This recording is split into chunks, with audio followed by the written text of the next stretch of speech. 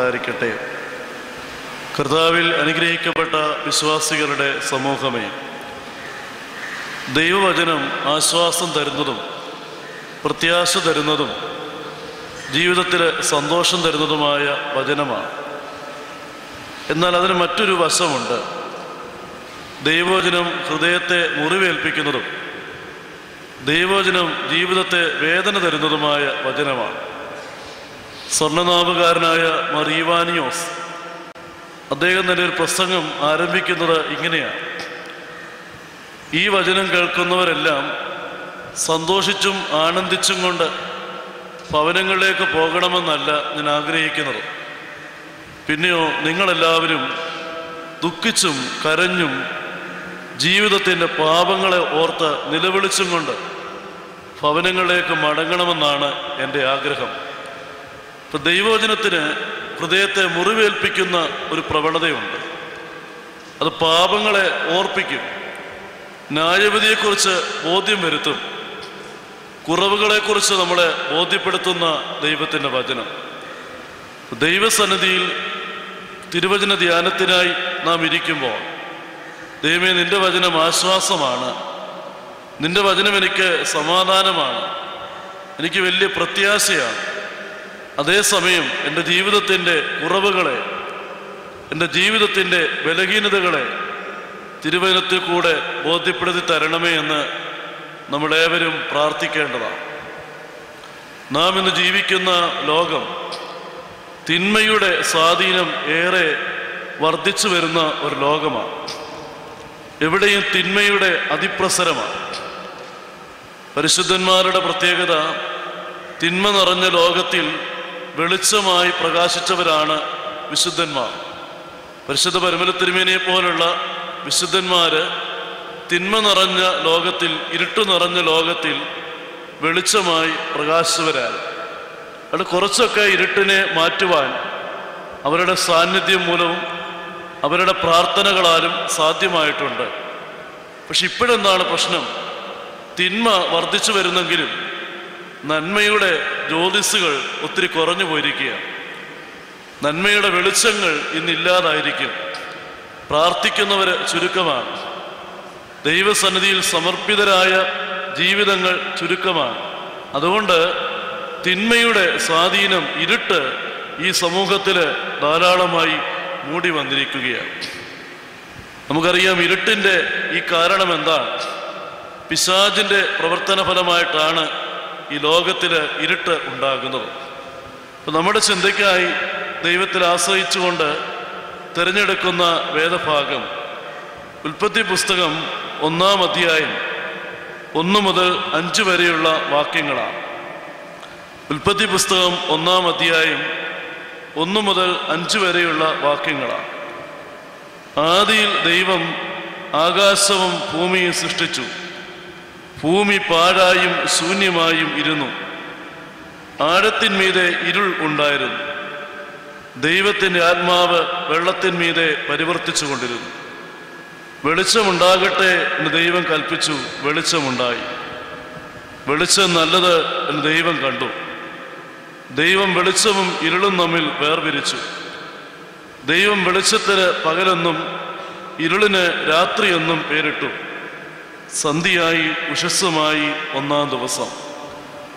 ദൈവത്തിൻ്റെ 1-ാമത്തെ ദിവസത്തെ സൃഷ്ടിയുടെ വിവരണമാണ് നാം ഇവിടെ വായിക്കുന്നത്.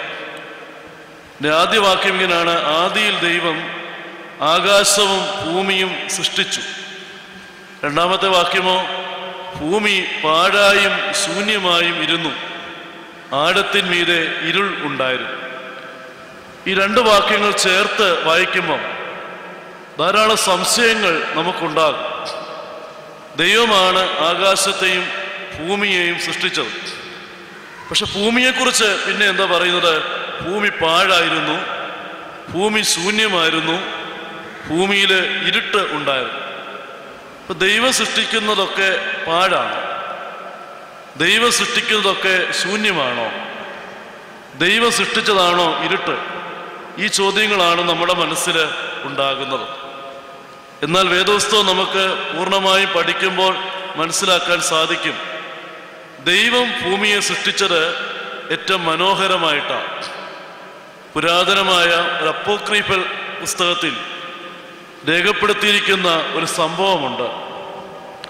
ദൈവം ഭൂമിയെ സൃഷ്ടിച്ചു കഴിഞ്ഞ് സ്വർഗത്തിലെ മാലാഖമാര് ദൈവത്തോട് വന്ന് ചോദിക്കുക, ദൈവമേ, നീ സൃഷ്ടിച്ച ഭൂമിയെ ഞങ്ങളൊന്ന് പോയി കണ്ടുകൊള്ളട്ടെ, അതെങ്ങനെയുണ്ട്, മനോഹരമാണോ എന്ന് അറിയാനായിട്ട് ഞങ്ങളൊന്ന് പോയി കണ്ടുകൊള്ളട്ടെ എന്ന് ചോദിച്ചപ്പം ദൈവം അനുവാദം കൊടുത്തു. അങ്ങനെ മാലാഖമാർ കൂട്ടത്തോടെ ഭൂമിയിലേക്ക് ഇറങ്ങി വന്ന് ഭൂമിയെല്ലാം കണ്ടു. ഭൂമി കണ്ടു കഴിഞ്ഞ് സ്വർഗത്തിൽ ദൈവത്തിൻ്റെ അടുത്ത് ചെന്ന് അവർ ഒരു പരാതി പറയുക. എന്താണ് ആ പരാതി? ദൈവമേ, അവിടുന്ന് എന്തിനാണ് സ്വർഗത്തെ പോലെ സുന്ദരമായി ഭൂമിയെ സൃഷ്ടിച്ചത്? അവിടുന്ന് എന്തിനാണ് സ്വർഗത്തെ പോലെ സുന്ദരമായി ഈ ഭൂമിയെ സൃഷ്ടിച്ചത്?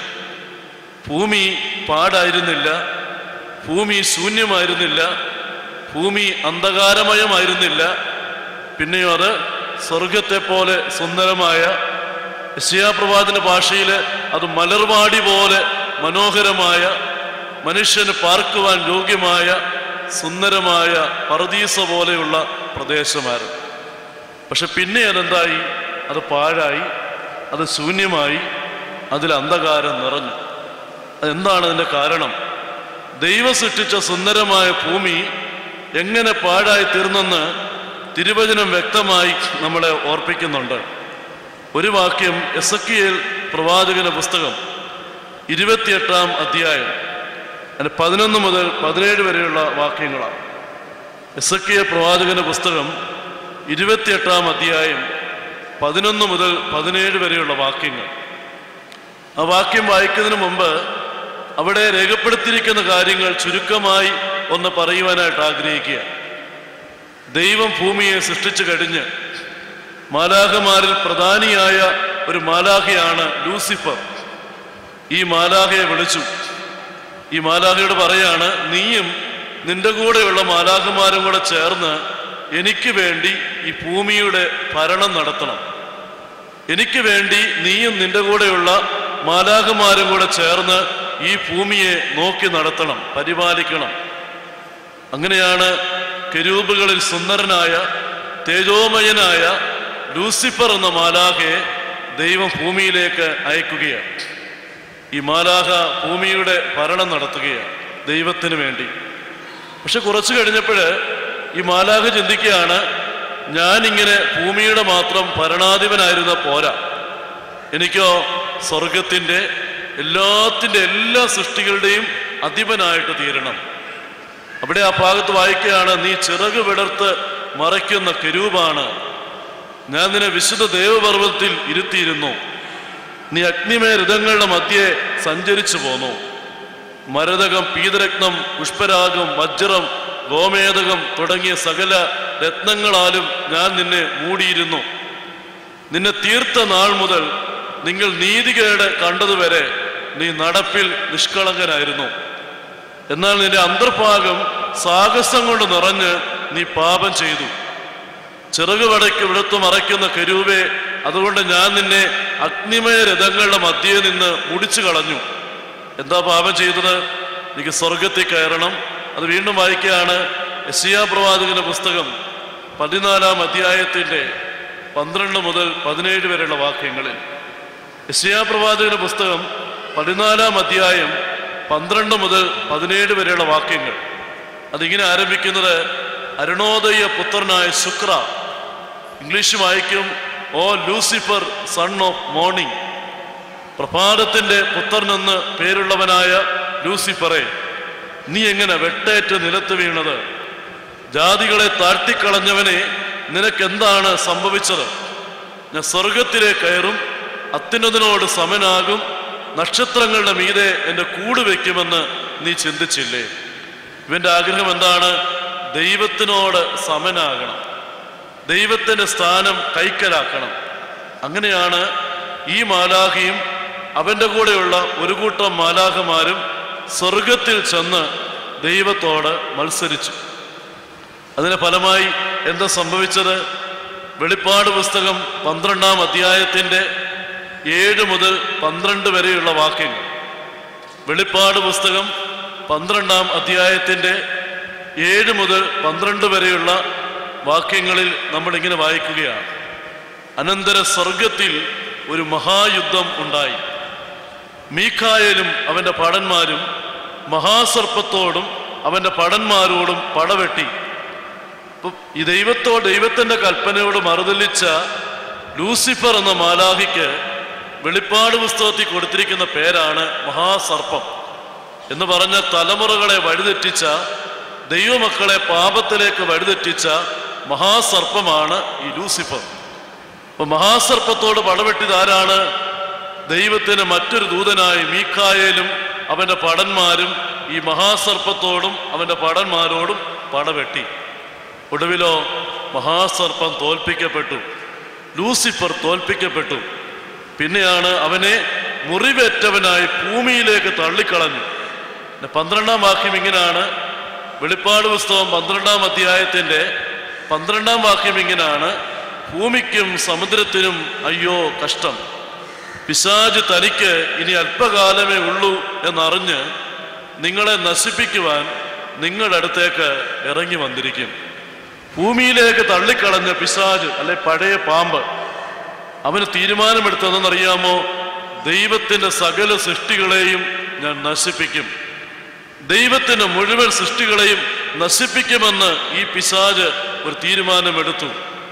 അങ്ങനെ ആദ്യം നശിപ്പിച്ച ആരെയാ? ഈ ഭൂമിയെ നശിപ്പിച്ചത്. മനോഹരമായ ഭൂമിയെ പിശാച് പാഴും ശൂന്യവും ഇരുളുമാക്കി തീർത്തു. മനോഹരമായ ഭൂമിയെ പിശാച് അവൻ്റെ പ്രവർത്തനത്താൽ പാഴും ശൂന്യവും ഇരുളുമാക്കി തീർത്തു.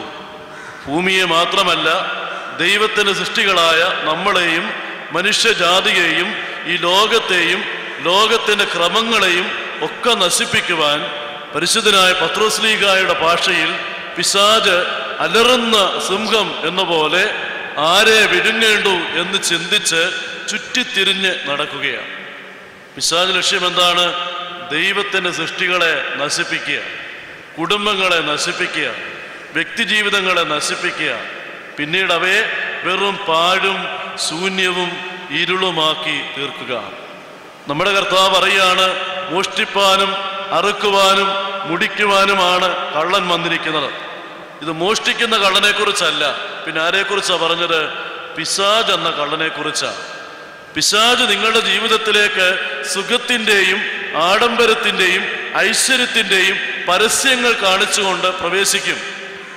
എനിക്ക് വേണ്ടി ജീവിക്കുക, എനിക്ക് വേണ്ടി പ്രവർത്തിക്കുക, സുഖം കിട്ടും, സന്തോഷം കിട്ടും, ആനന്ദം കിട്ടുമെന്ന് പറഞ്ഞ് പിശാച് പ്രവേശിക്കുന്നെങ്കിലും അവൻ വാസ്തവത്തിൽ എന്തിനാ പ്രവേശിക്കുന്ന അറിയാമോ? മോഷ്ടിക്കാനും അറുക്കാനും മുടിക്കാനുമാണ്. കർത്താവ് എന്താ പറഞ്ഞത്? അവയ്ക്ക് ജീവനുണ്ടാകാനും സമൃദ്ധിയായി ഉണ്ടാകുവാനും അത്രേ ഞാൻ വന്നിരിക്കുന്നത്.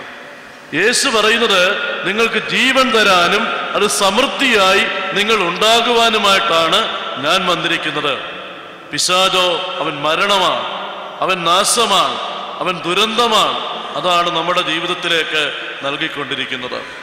അവിടെയാണ് ദൈവത്തിൻ്റെ പരിശുദ്ധാത്മാവ് നമ്മുടെ ജീവിതത്തിൽ പ്രവർത്തിക്കുന്നു എങ്കിൽ നമ്മിൽ അനുഗ്രഹം നിറഞ്ഞ പരിശുദ്ധാത്മാവിൻ്റെ ഫലമാണ് ഉണ്ടാകുന്നത്. കോഴി മുട്ടയുടെ പുറത്ത് അടയിരിക്കും. കോഴി മുട്ടയുടെ പുറത്ത് അടയിരിക്കുമ്പോൾ നമുക്കറിയാം, നല്ല ചൂട് കിട്ടുന്ന മുട്ട, ആ ചൂട് കിട്ടുന്ന മുട്ട വിരിഞ്ഞു കഴിഞ്ഞാൽ നല്ല ആരോഗ്യമുള്ള കുഞ്ഞുങ്ങൾ പുറത്തേക്ക് വരും. ഇന്ന് ചില മുട്ടകളുണ്ട്, അത് വല്ലപ്പോഴും അകത്ത് കയറും, പിന്നെയും പുറത്ത് ചാടും. അങ്ങനെയുള്ള ചില മുട്ടകളുണ്ട്. ഈ മുട്ട ചീമുട്ടയായിട്ട് മാറും. ചൂട് കിട്ടാത്ത മുട്ടയോ, ചൂട് കിട്ടാത്ത മുട്ടകളൊക്കെ ചീമുട്ടകളായിട്ട് മാറുകയാണ്. അതുപോലെയാണ് ദൈവത്തിൻ്റെ പരിശുദ്ധാത്മാവിൻ്റെ നിയന്ത്രണത്തിൻ്റെ കീഴിൽ നമ്മൾ ഇരുന്നാൽ, നമ്മൾ ജീവിച്ചാൽ, ഞാനും എൻ്റെ കുടുംബവും പരിശുദ്ധാത്മാവിൻ്റെ ഫലം നിറഞ്ഞ കുടുംബമായി മാറും. പരിശുദ്ധാത്മാവിൻ്റെ ഫലം എന്തൊക്കെയാ? സ്നേഹം, സന്തോഷം, സമാധാനം, ദീർഘക്ഷമ, ദയ, പരോപകാരം, വിശ്വസ്തത, സൗമ്യത, ഇന്ദ്രിയജയം. ഇത് നമ്മിലുണ്ടാകണം. എന്ത് ചെയ്യണം? പരിശുദ്ധാത്മാവിൻ്റെ ചൂടിൻ്റെ കീഴിൽ നാം ജീവിക്കണം. അപ്പോൾ നമ്മുടെ ഉള്ളിലും നമ്മുടെ കുടുംബത്തിനകത്തും ഈ സ്നേഹവും സന്തോഷവും സമാധാനവും ഒക്കെ ഉണ്ടാകും. എന്നാൽ മറ്റൊരു ആത്മാവുണ്ട്, അതാണ് പിശാച് എന്ന ആത്മാവ്, അല്ലെങ്കിൽ പാപത്തിന്റെ ആത്മാവ്. പിശാച് എന്ന പാപത്തിന്റെ ആത്മാവിന്റെ കീഴിൽ നാം ജീവിച്ചാൽ, ഞാൻ പറയട്ടെ, ഒത്തിരി കുടുംബങ്ങളും ഒത്തിരി വ്യക്തി ജീവിതങ്ങളും ഇന്ന് പിശാച് എന്ന് പറയുന്ന പാപത്തിന്റെ ആത്മാവിന്റെ നിയന്ത്രണത്തിലാണ് കഴിയുന്നത്. പിശാച് എന്ന് പറയുന്ന പാപത്തിന്റെ ആത്മാവിന്റെ നിയന്ത്രണത്തിന് കീഴിലാണ് അനേക ക്രിസ്തീയ കുടുംബങ്ങളും കഴിയുന്നത് എന്നുള്ളത് ദുഃഖകരമായ ഒരു വസ്തുതയാണ്. കർത്താവ് എങ്ങനെയാണ്? ദൈവത്തിന്റെ പരിശുദ്ധാത്മാവ് ഏറ്റവും മാന്യന, വാതിൽക്കൽ നിന്ന് മുട്ടുന്നു. ആരെങ്കിലും ആ ശബ്ദം കേട്ട് വാതിൽ തുറന്നാൽ ദൈവം ഉള്ളിലേക്ക് വരും. അങ്ങനെയാണ് വെളിപ്പാട് പുസ്തകം നമ്മെ പഠിപ്പിക്കുന്നത്.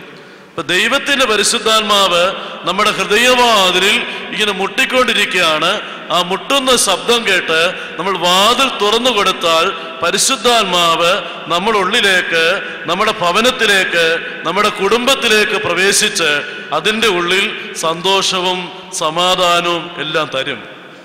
എന്നാൽ പിശാചോ വാതിൽ മുട്ടത്തൊന്നുമില്ല. പിന്നെന്താണ്? ഒരു വിടവ് കിട്ടിയാൽ മതി, ആ വിടവിൽ കൂടെ അകത്ത് കയറും. ഒരു വിടവ് കിട്ടിയേച്ചാൽ മതി. അവിടെയാണ് വീട്ടിനകത്ത് ആരെങ്കിലും ഇരുന്ന് ഒരു ശാപവാക്ക് പറഞ്ഞാൽ മതി, എന്താണ്? പിശാച് ചാടിയെ കയറും. കാരണം എൻ്റെ ആളുകളാണ് എന്ന് പറഞ്ഞ് അകത്ത് കയറും. അപ്പൊ അതുകൊണ്ട് നമ്മുടെ ഒരു വാക്ക്, ഒരു തിന്മയായ വാക്ക്, ഒരു തിന്മയായ സ്വഭാവം, ഒരു ദുശീലം, മദ്യപാനം, പുകവലി, ഇത് നടക്കുന്ന വീടുകളിൽ ദൈവത്തിന്റെ ആത്മാവ് പ്രവർത്തിക്കുന്നില്ല. പിന്നെ ആരാ പ്രവർത്തിക്കുന്നത്? പിശാച് എന്ന് പറയുന്ന പാപത്തിന്റെ ആത്മാവാണ് പ്രവർത്തിക്കുന്നത്. പാപത്തിന്റെ ആത്മാവിനെ പുറത്തു കളയാൻ ഒരൊറ്റ വഴിയുള്ളൂ. എന്താണ്? ദൈവത്തിന്റെ ആത്മാവ് വന്ന് കയറണം. വെളിച്ചം വന്ന് കയറിയാൽ പിന്നെ ഇരുട്ട് ഓടിക്കൊള്ളും. വെളിച്ചം വന്ന് കയറിയാൽ ഇരുട്ട് ഓടിക്കൊള്ളും. അതുകൊണ്ട് ദൈവത്തിന്റെ ആത്മാവിന് പ്രവർത്തിക്കുവാൻ നമ്മുടെ വീടിന്റെ ഹൃദയവാതിലുകൾ തുറന്നു കൊടുത്താൽ നമ്മുടെ ഉള്ളിൽ പ്രവർത്തിച്ചുകൊണ്ടിരിക്കുന്ന പാപത്തിന്റെ ആത്മാക്കളൊക്കെ ഓടിക്കൊള്ളും. അതാണ് ഈ വേദഭാഗം നമ്മെ പഠിപ്പിക്കുന്നത്. നാം വായിക്കുന്നു, ആദിയിൽ ദൈവം ആകാശവും ഭൂമിയും സൃഷ്ടിച്ചു. രണ്ടാമത്തെ വാക്യം, ഭൂമി പാഴായും ശൂന്യമായും ഇരുന്നു, ആഴത്തിന്മീതെ ഇരുൾ ഉണ്ടായിരുന്നു. ഈ രണ്ട് വാക്യങ്ങൾക്കിടയ്ക്ക് നടന്ന സംഭവത്തെക്കുറിച്ചാണ് ഞാൻ പറഞ്ഞത്. ദൈവം മനോഹരമായി ഈ ഭൂമിയെ സൃഷ്ടിച്ചെങ്കിലും പാപത്തിന്റെ ആത്മാവെന്ന് പറയുന്ന പിശാച് വന്ന് ഈ ഭൂമിയെ പാഴും ശൂന്യവും ഇരുളുമാക്കി തീർത്തു. പിശാചിന്റെ ഫലമാണ്. ആത്മാവിന്റെ ഫലം സ്നേഹം, സന്തോഷം, സമാധാനം തുടങ്ങിയ 9 ഫലമാണെങ്കിൽ പിശാചിന്റെ ഫലം എന്തൊക്കെയാ? പിശാചിന്റെ ഫലമാണ് പാഴും ശൂന്യവും ഇരുട്ടും. പിശാച് കയറുന്നിടത്തൊക്കെ അത് പാഴാക്കി കളയും, അത് ശൂന്യമാക്കി കളയും, അത് ഇരുട്ടാക്കി കളയും എന്നാണ് നാം വായിക്കുന്നത്. എന്താ പാടെന്ന് പറഞ്ഞാൽ എന്താ അർത്ഥം? പ്രയോജനമില്ലാത്തത് എന്നാണ് അർത്ഥം. പാട് എന്ന് പറഞ്ഞാൽ അതിൻ്റെ അർത്ഥം അത് പ്രയോജനമില്ലാത്തത് എന്നാണ് എൻ്റെ അർത്ഥം. മറ്റർത്ഥങ്ങളുണ്ട്. രൂപരഹിതം.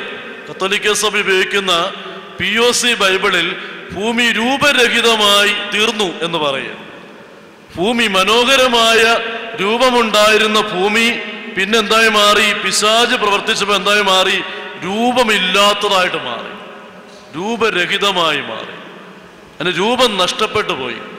അവിടെയാണ് മറ്റൊരർത്ഥമാണ് പാട് അല്ലെങ്കിൽ രൂപരഹിതം. രൂപം നഷ്ടപ്പെട്ടു. നമുക്കറിയാം, രൂപം നഷ്ടപ്പെട്ടെന്ന് പറഞ്ഞാൽ എന്താണ്? ദൈവം നമ്മെ സൃഷ്ടിച്ചത് എങ്ങനെയാണെന്ന് അറിയാമോ? ദൈവം തൻ്റെ സ്വരൂപത്തിലും തൻ്റെ സാദൃശ്യത്തിലും തൻ്റെ ഛായയിലുമാണ് നമ്മെ സൃഷ്ടിച്ചത്. ആ ഛായ വല്ലോ നമുക്കിപ്പോൾ ഉണ്ടോ? ഈ ചുറ്റുപാട് നമ്മളൊക്കെ നോക്കുക. ആ ദൈവത്തിൻ്റെ ഛായയോ ദൈവത്തിൻ്റെ സാദൃശ്യമോ ദൈവത്തിൻ്റെ തേജസ്സോ മനുഷ്യനിൽ ഇത് കാണാൻ വല്ലോ ഉണ്ടോ? അത് നഷ്ടപ്പെട്ടു പോയിരിക്കുക. അത് നഷ്ടപ്പെട്ടു പോയിരിക്കുക. ആ നഷ്ടപ്പെട്ടു പോയ ദൈവത്തിൻ്റെ സ്വരൂപത്തെ വീണ്ടെടുക്കുവാൻ അവിടെയാണ് സ്വർഗസ്ഥനായ പുത്രൻ ഈ ഭൂമിയിലേക്ക് മനുഷ്യനായി വന്ന് നമുക്ക് വേണ്ടി മരിച്ച് നമുക്ക് വേണ്ടി തന്റെ ജീവനെ തന്നെ തന്നത് നഷ്ടപ്പെടുത്തിയ രൂപത്തെ വീണ്ടെടുക്കാൻ വേണ്ടിയാണ്. ഇപ്പൊ ദൈവം തന്റെ സാദൃശ്യത്തിലും സ്വരൂപത്തിലും സൃഷ്ടിച്ചെങ്കിലും ആ രൂപമൊക്കെ നമുക്ക് നഷ്ടപ്പെട്ടു പോയിരിക്കുകയാണ്. ഇപ്പൊ പാടാണ്. മറ്റൊന്ന് രൂപരഹിതമാണ്. ഭൂമി അങ്ങനെയായി തീർന്നു. എന്തുകൊണ്ടാണ്? പിശാച് പ്രവർത്തിക്കുന്നിടത്തൊക്കെ അത് പാഴായിത്തീരും, രൂപരഹിതമായി തീരും. യെരമ്യാ പ്രവാചകന്റെ പുസ്തകം 13-ാം അധ്യായത്തിൽ ഒരു സംഭവം രേഖപ്പെടുത്തിയിട്ടുണ്ട്. ദൈവം യെരമ്യാ പ്രവാചകനെ വിളിച്ചു പറഞ്ഞു, നീ ഒരു ചണനൂൽ കച്ച മേടിച്ച് നിന്റെ അരയ്ക്ക് ചുറ്റുക. ലിനൻ ബെൽറ്റ്, ലിനൻ കൊണ്ട് നിർമ്മിച്ച ഒരു ബെൽറ്റ് അല്ലെങ്കിൽ ചണനൂല് കൊണ്ട് നിർമ്മിച്ച ഒരു കച്ച മേടിച്ച് നിന്റെ അരയിൽ കുപ്പായത്തിന് പുറത്ത് ഇടക്കെട്ടായിട്ട് കെട്ടിയിടാൻ പറഞ്ഞു. പ്രവാചകൻ അങ്ങനെ ചെയ്തു. പിന്നീട് കുറെ നാളുകൾ കഴിഞ്ഞ് പറഞ്ഞു, നീ കച്ച അടിച്ചെടുത്ത് ഫ്രാത്ത് നദിയുടെ തീരത്തുള്ള പാറയുടെ വിള്ളലി കൊണ്ട് വെക്കുക. ഇറാഖിൽ കൂടെ ഒഴുകുന്ന മനോഹരമായ രണ്ട് നദികളാണ് യൂഫ്രട്ടീസും ടൈഗ്രീസും. അത് യൂഫ്രട്ടീസ് നദിക്ക് വേദപുസ്തകത്തിൽ കൊടുത്തിരിക്കുന്ന പേരാണ് ഫ്രാത്ത് നദി. ഈ നദിയുടെ തീരത്ത് ധാരാളം പാറക്കൂട്ടങ്ങളുണ്ട്. ഈ പാറക്കൂട്ടത്തിലേക്ക് ഈ കച്ച കൊണ്ടുവെക്കാനാ പ്രവാചകനോട് പറഞ്ഞത്. പ്രവാചകൻ അനുസരിച്ചു. കുറെ നാളുകൾ കഴിഞ്ഞിട്ട് പ്രവാചകനെ വീണ്ടും വിളിച്ചു പറയാ, പ്രവാചക, നീ ചെന്ന് ആ കച്ച മാന്തിയെടുത്ത് ഉപയോഗിച്ചുകൊള്ളുക. പ്രവാചകൻ ആ കല്ലൊക്കെ എടുത്ത് മാറ്റി കച്ച മാന്തിയെടുക്കാൻ ചെന്നപ്പോ എന്താ പറ്റിയെന്നറിയാമോ? ഈ വെള്ളം അടിച്ച് പാറക്കൂട്ടത്തിലേക്ക് കയറിയിട്ട് നനഞ്ഞ മണ്ണ് ആ പാറയിലുണ്ടായിരുന്നു. അതിൻ്റെ എല്ലാ ഫലമായി മനോഹരമായ കച്ച ദ്രവിച്ച് പൊടിഞ്ഞ് കുറെ ചണനാരുകൾ അവിടെ കിടക്കുകയാണ്. പ്രവാചക, ചണനൂൽ കച്ച മാന്തിയെടുത്ത് ഉപയോഗിച്ചു കൊള്ളുക. ഈ ചിതറിക്കിടക്കുന്ന ചണനാരുകളെ കണ്ട് വേദനിക്കുമ്പോൾ ദൈവം ചോദിക്കുക, വെറും ഒരു ചണനൂൽ കച്ചയെക്കുറിച്ച് എൻ്റെ പ്രവാചക നിനക്ക് ഇത്രയും വേദനയോ? എന്നാൽ എൻ്റെ ജനമായ ഇസ്രയേലിനെ കുറിച്ച് ഇതിലും വലിയ വേദന എൻ്റെ ഹൃദയത്തിലുണ്ടെന്ന് യഹോവയാം ദൈവത്തിൻ്റെ അരുളപ്പാട്. എന്താണ്? ഒരു കച്ച എപ്രകാരം പ്രവാചകന്റെ അരയോട് ചേർന്നിരിക്കണമോ അതുപോലെ ദൈവത്തോട് ചേർന്നിരിക്കേണ്ട ദൈവജനം ദൈവത്തിൽ നിന്ന് അകന്നു മാറി ജീവിച്ചതുകൊണ്ട് അവരും പ്രയോജനമില്ലാത്ത ചണനൂൽ കച്ച പോലെ ആയിരിക്കുക. പ്രയോജനമില്ലാത്ത ചണനൂൽ കച്ച പോലെ, ഒന്നിനും കൊള്ളരുതാത്ത വെറും ചണനാരുകളായിട്ട് അവർ മാറിയിരിക്കുക. ഛിന്ന ഭിന്നമായ കുടുംബങ്ങൾ, ഛിന്ന ഭിന്നമായ വ്യക്തി ജീവിതങ്ങൾ. എന്താണ് കാരണം? ദൈവത്തോട് പറ്റിയിരിക്കേണ്ട ദൈവജനം ദൈവത്തിൽ നിന്ന് അകന്നു മാറി ജീവിച്ചാൽ അവർ ഛിന്ന ഭിന്നമായി തീരും. അത് വ്യക്തി ജീവിതങ്ങൾ അങ്ങനെ. നമുക്ക് നമ്മോട് തന്നെ ഒരു ബഹുമാനമില്ലാതായിരിക്കും. സ്വയം നമ്മെക്കുറിച്ച് തന്നെ ഒരു തിന്മയായ ചിന്തകൾ നിറഞ്ഞിരിക്കുക. എന്നെ ഒന്നിനും കൊള്ളത്തില്ല, ഞാൻ നശിച്ചവനാണ് ഈ ചിന്ത. മറുവശത്തോ കുടുംബ ബന്ധങ്ങളെല്ലാം തകർന്നു കിടക്കുകയാണ്. വീട്ടിനകത്ത് ഒരു സ്നേഹത്തിന്റെ ഒരു സംസാരമേ ഇല്ല. പരസ്പരം സംസാരമില്ലാതെ, സ്നേഹമില്ലാതെ കലഹങ്ങളും അതുപോലെയുള്ള അനുഭവങ്ങളും ഒക്കെ വീട്ടിനകത്ത് നിറഞ്ഞിരിക്കുക. ഛിന്ന ഭിന്നമായ ചണനൂൽ കച്ച. ഒരു ചണനൂൽ കച്ച ഒത്തൊരുമിച്ച് നിൽക്കുമ്പോഴാണ് അതിൻ്റെ ബലം. അതിതാ മുറിഞ്ഞും പൊടിഞ്ഞും ഊടും പാവുമെല്ലാം തകർന്നു പോയിരിക്കുന്ന ഒരവസ്ഥ. എന്താണ് ഈ തകർച്ചയ്ക്ക് കാരണം? ഈ തകർച്ചയ്ക്ക് കാരണം ദൈവത്തോട് ചേർന്നിരിക്കേണ്ട ദൈവജനം ദൈവത്തോട് ചേർന്ന് ജീവിക്കാതെ പൈശാചികമായ സ്വഭാവങ്ങൾക്ക് അടിമപ്പെട്ടതുകൊണ്ടാണ് കുടുംബങ്ങൾ തകർന്നു പോയത്, വ്യക്തി ജീവിതങ്ങൾ നശിച്ചു പോയിരിക്കുന്നത്. അത് നാം അവിടെ വായിക്കുകയാണ് ചെയ്യുന്നത്. നമ്മുടെ കർത്താവ് പറയാണ്, വിശുദ്ധ യോഹന്നാന്റെ സുവിശേഷം 15-ാം അധ്യായത്തിന്റെ 4-ാം വാക്യത്തിൽ കർത്താവ് പറയുന്നത്. വിശുദ്ധ യോഹന്നാന്റെ സുവിശേഷം 15-ാം അധ്യായത്തിന്റെ 4-ാം വാക്യത്തിൽ കർത്താവ് പറയാണ്, എന്നിൽ വസിപ്പീൻ, ഞാൻ നിങ്ങളിലും വസിക്കും. കൊമ്പിന് മുന്തിരിവള്ളിയിൽ വസിച്ചിട്ടല്ലാതെ ഫലം കായ്പാൻ കഴിയാത്തതുപോലെ എന്നെ പിരിഞ്ഞ് നിങ്ങൾക്ക് ഒന്നും ചെയ്യാൻ കഴിയത്തില്ല. കർത്താവിനോട് ചേർന്നിരുന്നാൽ നമ്മുടെ ജീവിതം പ്രയോജനപ്രദമായി തീരും. നമ്മൾ ചെയ്യുന്നതൊക്കെ പ്രയോജനകരമായ പ്രവൃത്തികളായി തീരും. നമ്മൾ ആഗ്രഹിക്കുന്നതൊക്കെ സാധിക്കും. ദൈവത്തിൻ്റെ ഇഷ്ടം നമ്മുടെ ഭവനങ്ങളിൽ നിറവേറപ്പെടും. തിന്മയോടുള്ള സ്വാധീനത്തിൽ നിന്ന് വിടുതൽ പ്രാപിച്ച് ദൈവത്തോട് ചേർന്നുള്ള ബന്ധത്തിലും ആരാധനയിലും നാമും നമ്മുടെ കുടുംബവും ജീവിക്കുന്നുവെങ്കിൽ നമ്മുടെ കുടുംബങ്ങൾ അനുഗ്രഹിക്കപ്പെടുമെന്ന് ദൈവത്തിൻ്റെ വചനം നമ്മെ ഓർപ്പിക്കുക. യെശയ്യാ പ്രവാചകന്റെ പുസ്തകം 43-ാം അധ്യായത്തിന്റെ 1-ാം വാക്യം ഇങ്ങനെയാണ്. യെശയ്യാ പ്രവാചകന്റെ പുസ്തകം 43-ാം അധ്യായത്തിന്റെ 1-ാം വാക്യം. ഇപ്പോഴോ യാക്കോബേ, നിന്നെ സൃഷ്ടിച്ചവനും ഇസ്രയേലെ നിന്നെ നിർമ്മിച്ചവനുമായ യഹോവ ഇപ്രകാരം അരുളി ചെയ്യും. നമുക്ക് വായിക്കുമ്പോൾ അറിയാം, ഇത് രണ്ടും ഒരാളാണ്. യാക്കോബും ഇസ്രയേലും ഒരാൾ തന്നെയാണ്. ആരാണ് ഈ യാക്കോബ്? നമുക്കറിയാം, ഇസ്ഹാക്കിന്റെ 2 മക്കളിൽ ഒരുവനാണ് യാക്കോബ്. ഏശാവും യാക്കോബും ഇസ്ഹാക്കിന്റെ 2 മക്കളാണ്. അതില് ഇളയവനായ യാക്കോബിന് ദൈവം കൊടുത്ത മറ്റൊരു പേരാണ് ഇസ്രയേൽ. ഇപ്പൊ ഇവിടെ വായിക്കുന്ന ഇങ്ങനെയാണ്, ഇപ്പോഴും യാക്കോബെ, നിന്നെ സൃഷ്ടിച്ചവനും. യാക്കോബിനെ ദൈവം സൃഷ്ടിച്ചു. ഇസ്രയേലെ, നിന്നെ നിർമ്മിച്ചവനുമായ, നിന്നെ നിർമ്മിച്ചെന്ന്, ഇസ്രയേലിനെ ദൈവം നിർമ്മിച്ചെന്ന് വായിക്കുകയാണ്. ഇത് രണ്ടിനും എന്താ അർത്ഥം?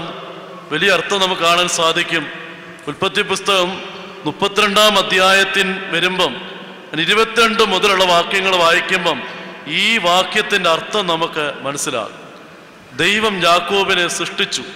എങ്ങനെ സൃഷ്ടിച്ചത്? യാക്കോബ് എന്ന വാക്കിന്റെ അർത്ഥം എന്താ?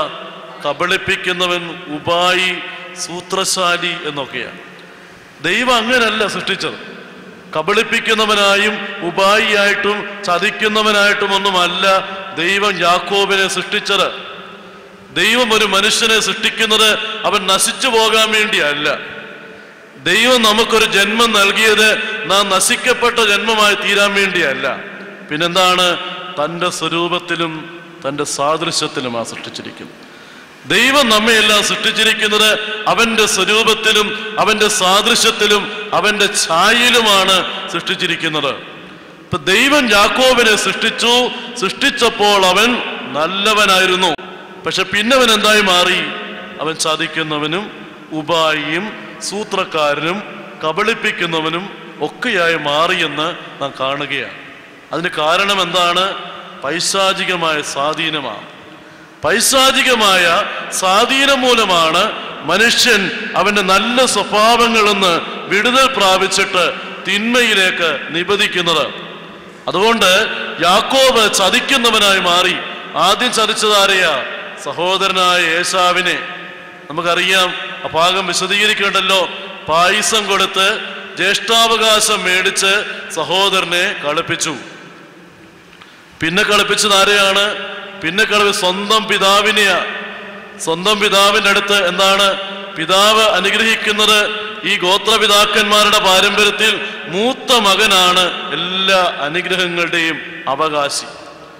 അതുകൊണ്ട് ഇസ്ഹാക്ക് നിശ്ചയമായും മൂത്ത മകനായ ഏശാവിനെ മാത്രമേ അനുഗ്രഹിക്കത്തുള്ളൂ. ഏശാവിനോട് പറഞ്ഞു, മോനെ, ഏശാവിനെ വിളിച്ചിട്ട് പറഞ്ഞു, മോനെ, ഞാൻ നിന്നെ അനുഗ്രഹിക്കാൻ പോകുകയാ. പക്ഷെ അതിനു മുമ്പ് അപ്പൻ്റെ സന്തോഷമുണ്ട്. എന്താണ്? കുറച്ച് വേട്ടയിറച്ചി നീ പിടിച്ചോണ്ട് വന്ന് പാചകം ചെയ്ത് അപ്പച്ചന് തരണം.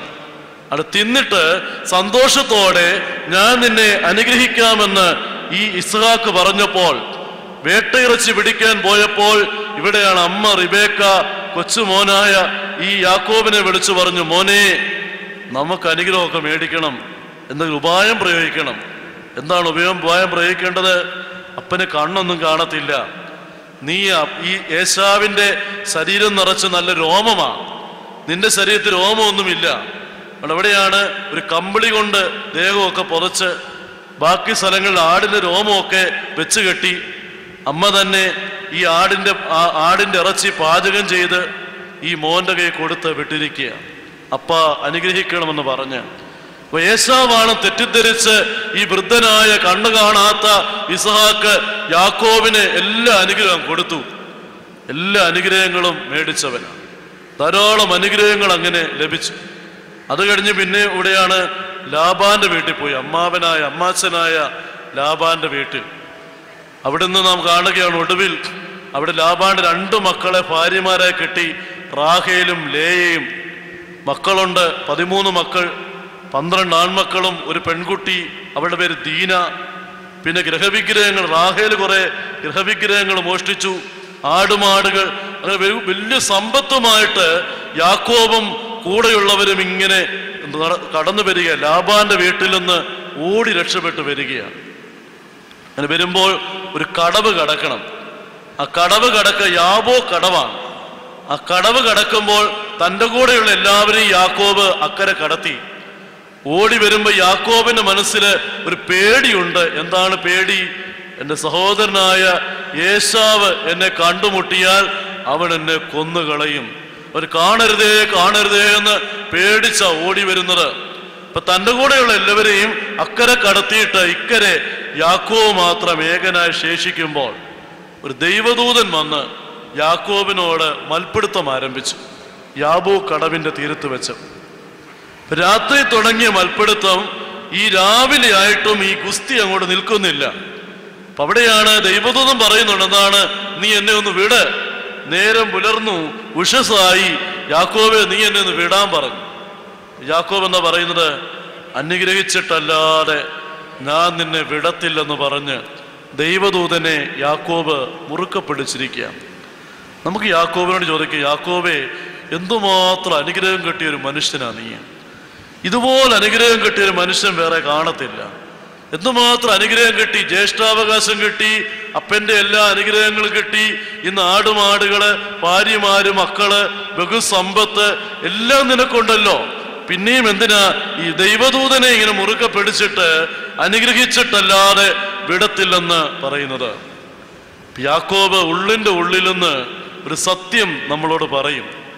എൻ്റെ ദൈവത്തെ കൂടാതെ കബളിപ്പിച്ചും വക്രത കാണിച്ചും ധാരാളം അനുഗ്രഹങ്ങളും സമ്പത്തുകളും ഞാൻ നേടിയെടുത്തെങ്കിലും ഒന്നിനുമേ എൻ്റെ ജീവിതത്തിൽ ശാശ്വതമായ സന്തോഷമോ സമാധാനമോ തരാൻ കഴിഞ്ഞിട്ടില്ല.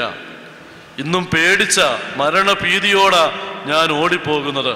എൻ്റെ സഹോദരനായ ഏശാവ് എന്നെ കണ്ടുമുട്ടിയാൽ കൊന്നുകളയുമെന്നുള്ള മനോഭീതിയോടുകൂടിയാണ് ഞാനിങ്ങനെ ഓടിപ്പോകുന്നത്. ഒന്ന് സ്വസ്ഥമായിട്ട് ഉറങ്ങാൻ പറ്റുന്നില്ല, കിടക്കാൻ പറ്റുന്നില്ല. എല്ലാം ഉണ്ട്, സമ്പത്തുണ്ട്, അനുഗ്രഹങ്ങളുണ്ട്, മക്കളുണ്ട്, എല്ലാം ഉണ്ട്. പക്ഷേ സ്വസ്ഥതയില്ല, സമാധാനമില്ല. നമ്മൾ 4-ാം സങ്കീർത്തനം ശയന പ്രാർത്ഥനയെ ചൊല്ലുന്ന ഒരു സങ്കീർത്തനമാണ്. ആ സങ്കീർത്തനം നമ്മളിങ്ങനെ ചൊല്ലുന്നുണ്ട്: ധാന്യവും വീഞ്ഞും എണ്ണയും വർദ്ധിച്ചപ്പോൾ അവർക്കുണ്ടായതിലും അധികം സന്തോഷം നീ എൻ്റെ ഹൃദയത്തിൽ തന്നു. ഞാൻ സമാധാനത്തോടെ കിടന്നുറങ്ങും. നീയല്ലോ യഹോവേ എന്നെ നിർഭയം വസിക്കുമാറാക്കുന്നത്. യഹൂദന്മാരുടെ 3 അല്ലെങ്കിൽ ഇസ്രായേൽ മക്കളുടെ 3 കൃഷികളാണ് ധാന്യവും വീഞ്ഞും എണ്ണയും എന്ന് പറഞ്ഞാൽ. ധാന്യമെന്ന് പറഞ്ഞാൽ ഗോതമ്പാണ്, ഗോതമ്പ് കൃഷിയാണ്. വീഞ്ഞെന്ന് പറഞ്ഞാൽ മുന്തിരി കൃഷിയാണ്. എണ്ണയെന്ന് പറഞ്ഞാൽ ഒലിവിന്റെ കൃഷിയാണ്. അവിടെയാണ് ഇസ്രായേൽ മക്കളെ കൃഷിക്കാര് ഈ 3 കൃഷികള്, ഗോതമ്പും അവിടെ മുന്തിരിയും അതുപോലെ തന്നെ ഒലിവിന്റെയും കൃഷികൾ നടത്തി കഴിഞ്ഞിട്ട് പിന്നെ ഉറക്കം കാണത്തില്ല. എന്താ ചിന്ത അവരുടെ? നല്ല വിളവ് കിട്ടുമോ?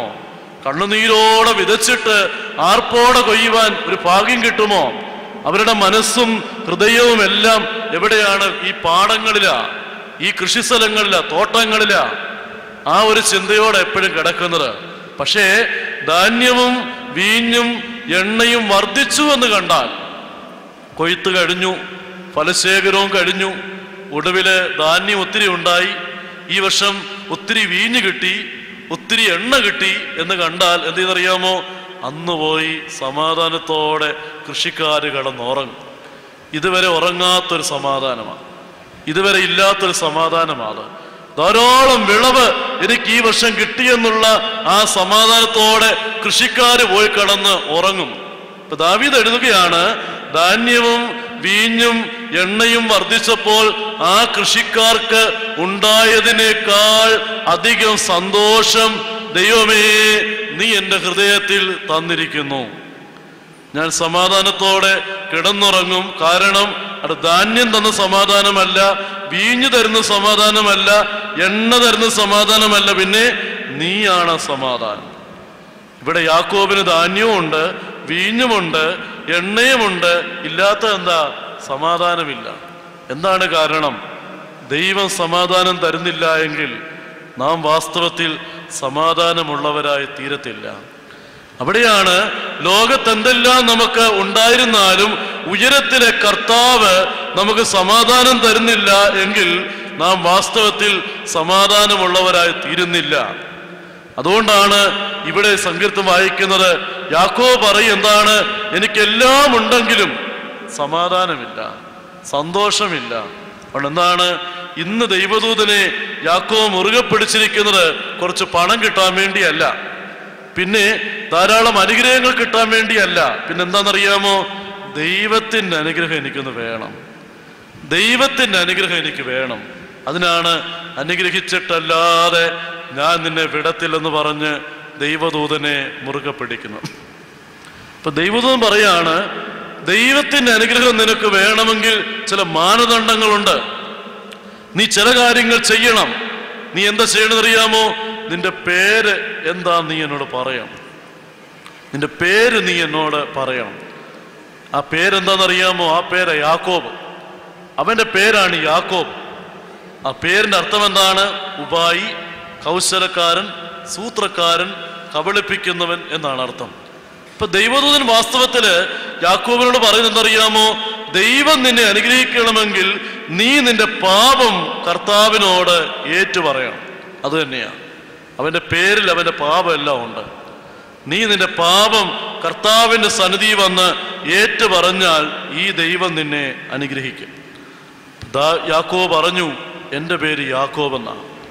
ആ പേര് കേട്ട് കഴിഞ്ഞപ്പോൾ ദൈവദൂതൻ പറയാണ്, മോനെ നിന്റെ പേര് യാക്കോബ് എന്നല്ല, ഞാൻ ആ പഴയ പേരങ്ങ് മാറ്റുകയാണ്. ദൈവം നിന്നെ സൃഷ്ടിച്ചപ്പോൾ നീ നല്ലവനായിരുന്നു, പക്ഷെ നീ പിന്നീട് ഒരു യാക്കോബായിട്ട് മാറി. നീ പിന്നീട് ഒരു തിന്മപ്പെട്ടവനായിട്ട് മാറി. നീ പിന്നീട് ഒരു അനുഗ്രഹമില്ലാത്തവനായി മാറി. അതുകൊണ്ട് നിന്റെ പാപം നീ ഏറ്റുപറഞ്ഞ ഈ നിമിഷം മുതൽ ഞാൻ നിന്റെ പഴയ പേരങ്ങ് മാറ്റുകയാണ്. പിന്നെ എന്ത് പേര് കൊടുത്തു? ഇസ്രയേൽ നിനക്ക് പേരാകും. ദൈവം യാക്കോബിനെ ഇസ്രയേലാക്കി വീണ്ടും നിർമ്മിച്ചു. ഇസ്രയേലിൽ നിന്ന് നിർമ്മിച്ചവനുമായ യഹോവ ആ പഴയ യാക്കോബിനെ ദൈവം തകർത്തിട്ട് പൊടിച്ചു കളഞ്ഞിട്ട് അതിലൊന്ന് ഇസ്രയേലിനെ ഒരു പുതിയ ഇസ്രയേലാക്കി അവനെ വീണ്ടും ഒന്ന് നിർമ്മിച്ചു. ഇതുകൊണ്ടാണ് യാക്കോബിനുണ്ടായ അനുഭവം. രൂപം നഷ്ടപ്പെടുത്തിയ യാക്കോബിനെ ദൈവം തകർത്ത് കളഞ്ഞിട്ട് വീണ്ടും ഒരു പുതിയ രൂപം അവന് കൊടുത്തു. ദൈവരൂപത്തിൽ അവനെ വീണ്ടും ആക്കി തീർക്കുകയാണ്. പാട് എന്ന് പറഞ്ഞാൽ, രൂപരഹിതം എന്ന് പറഞ്ഞാൽ പിശാചിന്റെ, പാപത്തിന്റെ ആത്മാവിന്റെ ഒന്നാമത്തെ പ്രവർത്തനമായിട്ട് നമുക്കതിനെ കാണുവാനായിട്ട് സാധിക്കും. രണ്ടാമതായിട്ട് പാപത്തിന്റെ ആത്മാവിന്റെ പ്രവർത്തനമാണ് ശൂന്യത. പാടും ശൂന്യവുമായി തീർന്നു. എന്താ ശൂന്യത? ശൂന്യതാബോധം എന്ന് പറഞ്ഞാൽ ഈ കാലഘട്ടത്തിൻ്റെ ഒരു ലക്ഷണം, ഒരു ശൂന്യത. എല്ലാം ഉണ്ട്, പക്ഷേ ഒരു ശൂന്യത. എല്ലാം ഉണ്ട്, പക്ഷേ ഒരു ശൂന്യത. ഒന്നിനും നികത്താൻ കഴിയാത്തൊരു ശൂന്യത മനുഷ്യൻ്റെ ഉള്ളിലുണ്ട്. ലോകത്തിലെ സുഖസൗകര്യങ്ങൾ കൊണ്ടോ പണം കൊണ്ടോ ആഡംബരം കൊണ്ടോ അത് നികത്താൻ പറ്റത്തില്ല. അത് നികത്തണമെങ്കിൽ ദൈവം വേണം. ദൈവത്തിനല്ലാതെ മറ്റാർക്കും നികത്താൻ കഴിയാത്ത ഒരു ശൂന്യത എല്ലാ മനുഷ്യന്റെ ഉള്ളിലുണ്ട്. ഈ പ്രശസ്തി കൊണ്ടോ ആഡംബരങ്ങൾ കൊണ്ടോ പേരുകൾ കൊണ്ടോ ഒന്നും അത് നികത്താൻ പറ്റത്തില്ല. അത് നികത്തണേ ആര് വരണം? ദൈവം വരണം. ദൈവം മാത്രമേ അത് സാധിക്കത്തുള്ളൂ. വിശുദ്ധനായ അഗസ്തീനോസിന്റെ പ്രാർത്ഥന ഇങ്ങനെയാണ്: ദൈവമേ, നീ ഞങ്ങളെ നിനക്ക് വേണ്ടിയാണ് സൃഷ്ടിച്ചിരിക്കുന്നത്. നിന്റെ അടുത്ത് വരുന്നത് വരെ ഞങ്ങൾക്ക് സ്വസ്ഥത ഉണ്ടാകത്തില്ല. ദൈവമേ, നീ ഞങ്ങളെ നിനക്ക് വേണ്ടിയാണ് സൃഷ്ടിച്ചിരിക്കുന്നത്. നിന്റെ അടുത്ത് ഞങ്ങൾ എപ്പോൾ വരുന്നോ അതുവരെ ഞങ്ങൾക്ക് സ്വസ്ഥത കാണത്തില്ല. ഒത്തിരി തെറ്റുകളിലൊക്കെ ജീവിച്ചൊരു മനുഷ്യനായിരുന്നു മുൻപ് അഗസ്തീനോസ്. പക്ഷെ ദൈവത്തിനടുത്തേക്ക് മടങ്ങി വന്നു, ദൈവസന്നിധിയിലേക്ക് മടങ്ങി വന്നു വിശുദ്ധൻ. അദ്ദേഹം എഴുതുകയാണ്, ഇപ്പോൾ മാത്രമാണ് ജീവിതത്തിൽ സ്വസ്ഥത അനുഭവിപ്പാനായിട്ട് കഴിയുന്നത്. ഒരു ശൂന്യതാബോധം ഈ കാലഘട്ടത്തിൻ്റെ പ്രത്യേകതയാണ്. എന്തോ ഉണ്ട് വിശേഷമെന്ന് നമ്മൾ ചോദിച്ചാൽ നമ്മൾ എന്തോ പറയും? എന്തോ പറയാനാ, ഇങ്ങനെയൊക്കെ അങ്ങ് ജീവിച്ച് പോകുന്ന ഒരു സന്തോഷം ആർക്കും ഇല്ല. ഒന്ന് ജനിച്ചതുകൊണ്ട് അങ്ങനെ പലരും അങ്ങ് ജീവിച്ചു പോവുകയാണ്. എന്തുകൊണ്ടോ ഇങ്ങനെ തട്ടിയും മുട്ടിയൊക്കെ ജീവിച്ചു പോകുന്ന ജീവിതങ്ങൾ സന്തോഷമായിരിക്കുന്നു, സമാധാനമായിരിക്കുന്നു. ദൈവം എൻ്റെ കൂടെ ഉള്ളതുകൊണ്ട് എനിക്ക് നല്ല പ്രത്യാശയുണ്ട്. അങ്ങനെയൊന്നും പറയുവാൻ തക്കവണ്ണം സാധിക്കാതെ വണ്ണം ഒത്തിരി ജീവിതങ്ങളിൽ നിരാശയും തിന്മയുടെ സ്വാധീനങ്ങളും ഒത്തിരി ഉത്കണ്ഠകളും ഒക്കെ നിറഞ്ഞിരിക്കുന്ന അവസ്ഥ നമ്മൾ കാണുകയാണ്. അതാണ് ഈ ശൂന്യതാബോധം. എന്തിനാ ജീവിക്കുന്നത്? ജീവിതത്തിൻ്റെ അർത്ഥം എന്താണ്? ലക്ഷ്യമെന്താണ്? ഇങ്ങനെയുള്ള അവസ്ഥകളിൽ ധാരാളം കഴിയുന്ന ഒന്നായിട്ട് നമ്മൾ കാണുകയാണ്. മുടിയനായ പുത്രൻ തൻ്റെ പിതാവിനടുത്ത് എന്നിട്ട് തനിക്ക് കിട്ടേണ്ടുന്ന പങ്കെല്ലാം മേടിച്ചുകൊണ്ട് ദൂരസ്ഥലത്തേക്ക് പോയി. അവന് ധാരാളം കാര്യം ഇപ്പോൾ ഉണ്ട്. എന്താണ്? ഇഷ്ടം പോലെ പൈസയുണ്ട്, പോക്കറ്റ് നിറച്ച് കാശുണ്ട്, ഒത്തിരി കൂട്ടുകാരൊക്കെ അവൻ്റെ കൂടെ കൂടി. എടാ നീയാടാ നേതാവെന്ന് പറഞ്ഞ് കൂടെ പൈസ ഉള്ളതുകൊണ്ട് ഒത്തിരി കൂട്ടുകാരൊക്കെ കൂടി.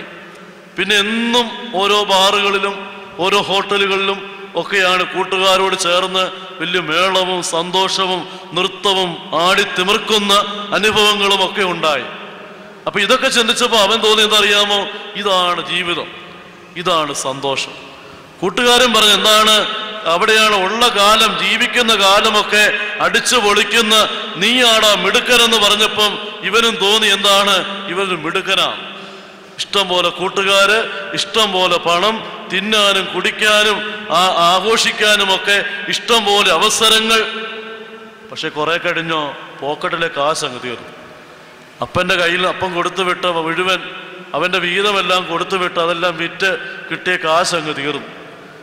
കാശ് തീർന്നു കഴിഞ്ഞപ്പോൾ ഇതുവരെ ചുറ്റും നിന്ന് ജയ് വിളിച്ചവരൊക്കെ, ചുറ്റും നിന്ന് കൂടെ നിന്നവരൊക്കെ, കൂട്ടുകാര് ഓരോരുത്തർ 4 വഴിക്ക് അങ്ങ് പോയി. കൂട്ടുകാരില്ല ഇപ്പം. പണ്ട് ഇഷ്ടം പോലെ കൂട്ടുകാർ, ഇപ്പം കൂട്ടുകാരൊന്നുമില്ല. പിന്നെ കഴിക്കാൻ ആഹാരമില്ല, വിശക്കുന്നു. ജോലിയില്ല, കഴിക്കാൻ ആഹാരമില്ല, പഴയ എല്ലാം നഷ്ടപ്പെട്ടു പോയി. ഒടുവിലോ യഹൂദന്മാർ നികിഷ്ടമെന്ന് കരുതുന്ന പന്നിയെ തീറ്റുന്നൊരു ജോലിയാണ് അവന് കിട്ടിയത്. പന്നിക്ക് ഈ തവിട് ഇങ്ങനെ കുഴച്ച് കൊടുക്കുമ്പം ആര് കാണാതെ അങ്ങോട്ടും ഇങ്ങോട്ടും നോക്കിയിട്ട് വിശപ്പ് സഹിക്കാനാവാതെ കുറെ തവിടെടുത്ത് അവനും അങ്ങ് തിന്നും. അങ്ങനെ പന്നിയെപ്പോലായിത്തീർന്ന മനുഷ്യൻ ഒരു കാലത്ത് പുത്രനായി പിതാവിന്റെ ഭവനത്തിലെ എല്ലാ സുഖസൗകര്യങ്ങളും ആസ്വദിച്ചിരുന്ന ഒരു മനുഷ്യൻ അവൻ ഇന്ന് വെറും പന്നിക്ക് സമാനമായി പന്നിയെപ്പോലെ തിന്നുന്നവനായി ഇവിടെ വന്നിരിക്കുകയാണ്. പക്ഷെ അവിടെ ഇരുന്നപ്പോൾ സുബോധം വന്നവന്, ഒരു സുബോധം പോയി. പന്നികളെടുത്തിരുന്നപ്പോൾ അവന് സുബോധമുണ്ടായി. എന്താണ്? അവൻ ചിന്തിക്കുകയാണ്, എൻ്റെ പിതാവിൻ്റെ അടുത്ത് അനേകം ഭൃത്യന്മാര് പോലും തിന്ന് തൃപ്തരായി ജീവിക്കുമ്പോൾ അവിടുത്തെ മകനായ ഞാൻ എല്ലാം നഷ്ടപ്പെടുത്തി ഇവിടെ ഏറ്റവും താണവസ്ഥയിൽ കഴിയുന്നല്ലോ. അവൻ തീരുമാനിച്ചു, ഞാൻ പോകും എൻ്റെ പിതാവിൻ്റെ അടുത്തേക്ക്. പിതാവിൻ്റെ അടുത്ത് നിന്ന് പറയും, എൻ്റെ അപ്പ, സ്വർഗത്തോടും നിന്നോടും ഞാൻ പാപം ചെയ്തു. നിന്റെ പുത്രനെന്ന് വിളിക്കപ്പെടുവാൻ യാതൊരു യോഗ്യതയും എനിക്കില്ല. നിന്റെ വേലക്കാരിൽ ഒരുവനെ പോലെയെങ്കിലും എന്നെ ആക്കണമേ എന്ന് പറയുമെന്ന് പറഞ്ഞ് അവൻ യാത്രയാവുകയാണ്. അങ്ങനെയാണ് പിതാവിൻ്റെ അടുത്തേക്ക് ഈ മകൻ പോവുകയാണ്. നമുക്ക് കാണുകയാണ്, ശൂന്യതയിൽ നിന്ന് ഒരു പൂർണ്ണതയിലേക്കുള്ള യാത്രയാണ്. അവിടെയാണ് ഒരിക്കൽ പിതാവിൻ്റെ സന്നിധിയിൽ ഒത്തിരി പൂർണ്ണത അനുഭവിച്ച ഈ മകൻ ഇവിടെ ശൂന്യനായി തീർന്നു. എല്ലാം നഷ്ടപ്പെടുത്തി.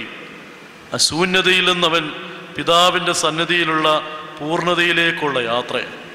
പൂർണ്ണത അവിടെയാണ്, പിതാവിൻ്റെ സന്നിധിയിലാണ് പൂർണ്ണത.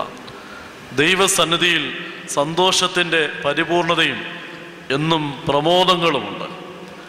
ദൈവസന്നിധിയാണ് ആനന്ദം. അവിടെയാണ് എല്ലാ ശൂന്യതകളും മാറ്റുന്ന പൂർണ്ണതയുടെ അനുഭവമായിട്ട് നമ്മൾ കാണുന്നത്. കൊലോസ്യ ലേഖനം 2-ാം അധ്യായത്തിൻ്റെ 9-ാം വാക്യത്തിൽ നാം വായിക്കും. കൊലോസ്യ ലേഖനം 2-ാം അധ്യായത്തിൻ്റെ 9-ാം വാക്യം, അവനിലല്ലോ ദൈവത്തിൻ്റെ സർവസമ്പൂർണതയും ദേഹരൂപമായി വസിക്കുന്നത്. എല്ലാ വാഴ്ചയ്ക്കും അധികാരത്തിനും തലയായ അവനിൽ നിങ്ങൾ പരിപൂർണരായിരിക്കും. ഫുൾനെസ്, നമുക്കൊരു പരിപൂർണതയുണ്ട്. എവിടെയാണ്? യേശുക്രിസ്തുവിലാണ്. യേശുക്രിസ്തുവിലാണ് മനുഷ്യവർഗത്തിൻ്റെ സാധ്യതയല്ല, മുഴുവൻ പൂർണ്ണതയും. എവിടെയാണ്? അവനിൽ മാത്രമാണ് സകല സമ്പൂർണതയും നമുക്ക് കൈവരിക്കുവാൻ സാധിക്കുന്നത്. ഈ പൂർണ്ണതയിലേക്ക് മാറുകയാണ്. വളരെ മനോഹരമായ ഒരു ഇംഗ്ലീഷ് ഗാനമാണ് ജസ്റ്റസ് ഐ ആം എന്നാരംഭിക്കുന്ന പാട്ട്. അത് മലയാളത്തിലെ അതിങ്ങനെയാണ് പരിഭാഷിച്ചിരിക്കുന്നത്, എനിക്കായി ചീന്തി നിൻ രക്തം, ഇല്ലിതല്ലാതൊരു ന്യായവും, ഇപ്പോഴും നിൻവിളി കേട്ട് ദേവാട്ടിൻകുട്ടി വരുന്നേ എന്ന് ആരംഭിക്കുന്ന ഒരു പാട്ടാണ്. ജസ്റ്റസ് ഐ ആം എന്ന് പറഞ്ഞാൽ ഞാൻ എന്ത് ആയിരിക്കുന്നുവോ അതുപോലെ, ഞാൻ എന്തായിരിക്കുന്നുവോ അതുപോലെ എന്നാണ് ഇംഗ്ലീഷിൽ ആ പാട്ട് ആരംഭിക്കുന്നത്. ഈ പാട്ട് എഴുതിയത് ചാർലറ്റ് എലിയട്ട് എന്ന ഒരു പെൺകുട്ടിയാണ്. അവളുടെ പിതാവ് ആംഗ്ലിക്കൻ സഭയിലെ ഒരു പുരോഹിതനായിരുന്നു. പിതാവ് ഒരു പുരോഹിതനാണെങ്കിൽ ഈ പെൺകുട്ടിക്ക് ദൈവവിശ്വാസമൊന്നും ഇല്ലായിരുന്നു. കാരണം സ്കൂളിലും കോളേജിലും ഒക്കെ പഠിക്കുന്ന സമയത്ത് ഇവൾ ധാരാളം പുസ്തകങ്ങൾ വായിക്കും, പ്രത്യേകിച്ച് തത്വചിന്തകന്മാരുടെ പുസ്തകങ്ങൾ. ഏറ്റവും അധികം അവളെ ആകർഷിച്ച ഒരു പുസ്തകമാണ് ഫ്രെഡറിക് നിഷെ എന്ന് പറയുന്ന ഒരു തത്വചിന്തകന്റെ പുസ്തകങ്ങൾ. നിഷെ പഠിപ്പിക്കുന്ന ദൈവമില്ലെന്നാ, ദൈവമില്ല. അദ്ദേഹം വീണ്ടും പറയും ദൈവം ഉണ്ടായിരുന്നെങ്കിലും ആ ദൈവം മരിച്ചുപോയി.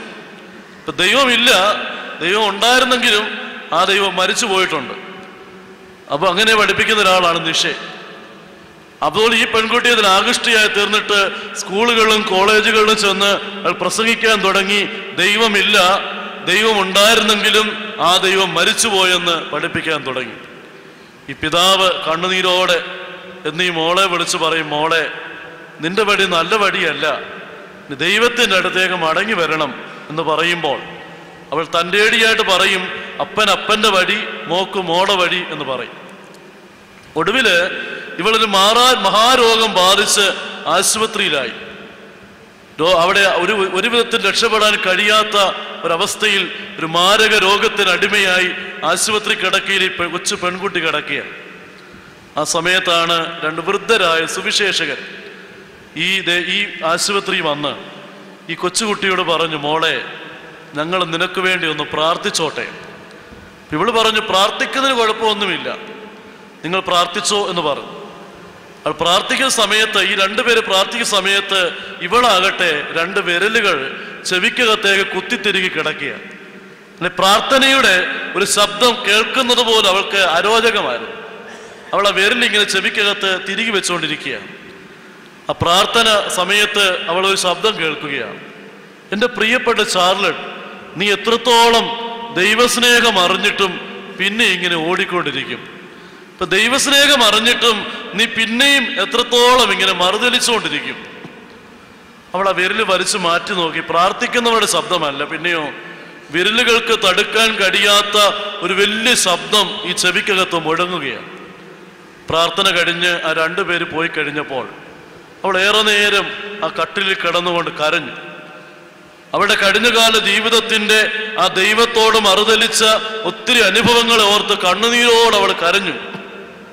അവൾ എഴുതിയൊരു കൊച്ചു പാട്ട് ആ സമയത്തോടെ കിടന്ന കൊച്ചു പേപ്പറിൽ അവളുടെ മനസ്സിലുണ്ടായ കുറച്ച് വരികൾ ഇങ്ങനെ കുറിച്ചു വെച്ചു. ആ വരികൾ ഇങ്ങനെയായിരുന്നു, ജസ്റ്റസ് ഐ ആം, ഞാൻ എന്തായിരിക്കുന്നുവോ അതുപോലെ എൻ്റെ ദൈവമേ നിന്റെ അടുത്തേക്ക് മടങ്ങി വരികയാണ്. എനിക്ക് മറുതലിച്ച് പറയുവാൻ ഇന്നൊന്നുമില്ല, കാരണം നീ അത്രത്തോളം എന്നെ സ്നേഹിക്കുന്നെന്ന് നീ എന്നോട് പറഞ്ഞല്ലോ. അപ്പൊ നിന്റെ ആ വിളി കേട്ടുകൊണ്ട് അവിടെയാണ് മഹാപാപിയായ ഞാൻ നിന്റെ അടുത്തേക്ക് മടങ്ങി വരുന്നു എന്ന് പറഞ്ഞ് കുറച്ച് വരികൾ ഇങ്ങനെ കുറിച്ചു വെച്ചു. ചാർലറ്റ് എലിയട്ട് എഴുതിയ ആദ്യത്തെയും അവസാനത്തെയുമായ പാട്ടാണത്. ആ പാട്ട് എഴുതി കഴിഞ്ഞ് 2 ദിവസം കഴിഞ്ഞ് ഈ പെൺകുട്ടി മരിച്ചു.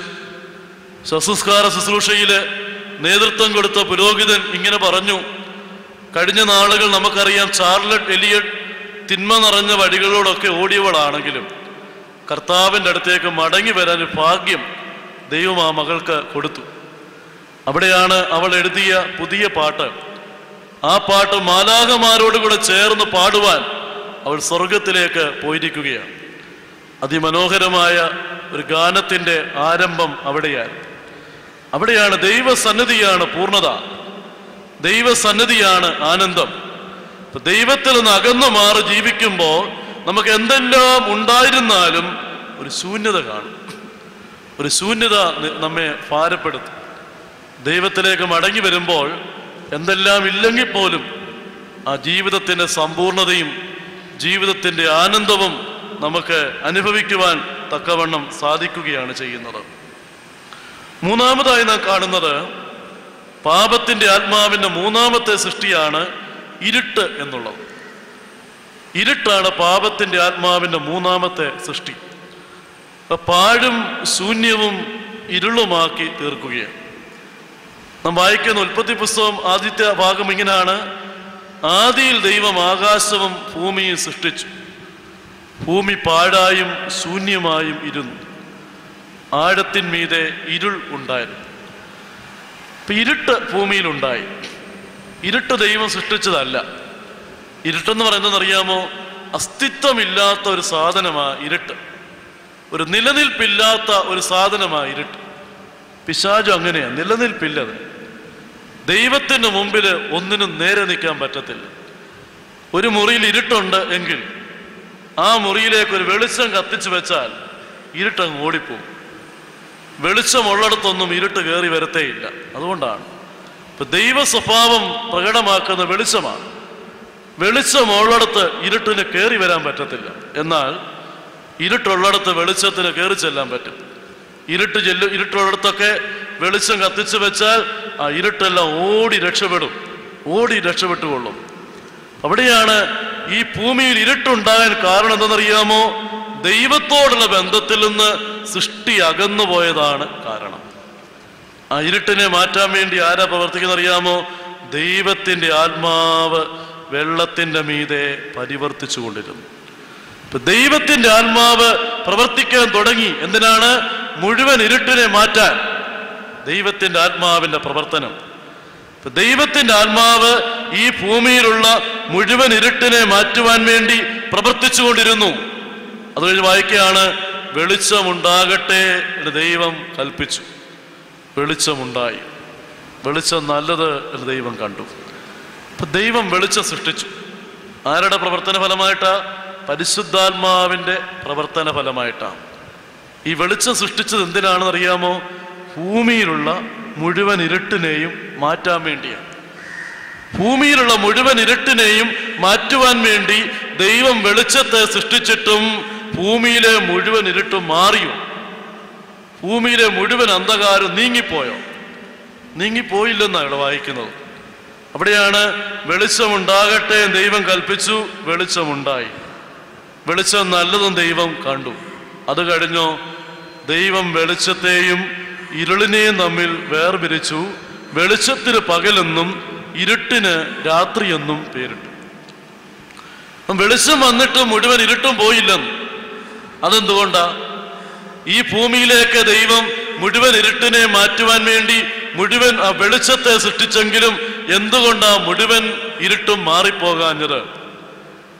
നമ്മൾ ഒരുപക്ഷെ ചിന്തിച്ചേക്കാം, ഇപ്പോൾ അമേരിക്കയിലേക്ക് വിളിച്ചു ചോദിച്ചാൽ അവിടെ രാത്രിയാണെന്ന് പറയും, ഇവിടെ പ്രകാശമാണ്, പകലാണ്. അപ്പം അതുകൊണ്ട് ദൈവം സൃഷ്ടിച്ചത് ഒരു സൂര്യനോ ചന്ദ്രനോ ഒക്കെ ആയിരിക്കും. അതിന് ഭൂമിയുടെ ഒരു വശത്ത് മാത്രമേ പ്രകാശിക്കാനായിട്ട് കഴിയത്തുള്ളൂ.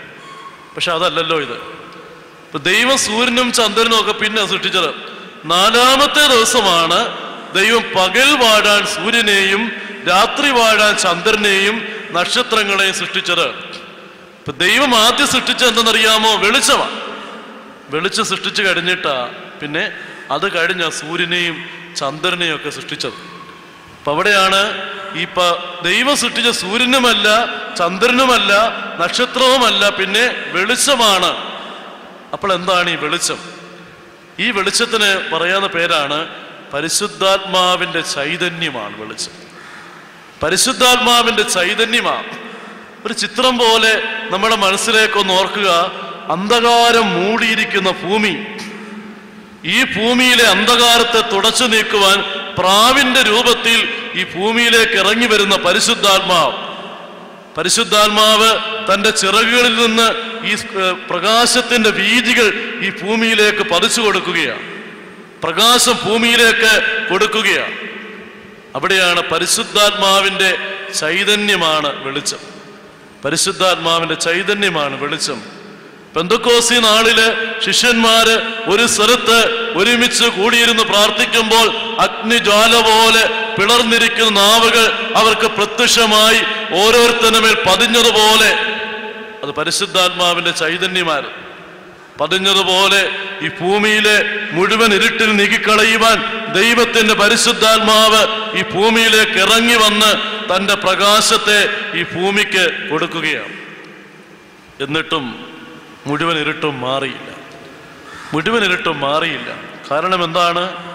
പ്രകാശം കടന്നു വന്നപ്പോൾ എൻ്റെ ദൈവമേ, ഞാൻ മഹാപാപിയാണ്, കുറവുള്ളവളാണ് എന്ന് പറഞ്ഞ് പ്രകാശത്തിന് അഭിമുഖമായി ഹൃദയത്തിൻ്റെ വാതിൽ തുറന്നിട്ടവരുടെ ഉള്ളിലേക്ക് പ്രകാശം കടന്നു വരികയും അവർ പ്രകാശമായി മാറുകയും ചെയ്തു.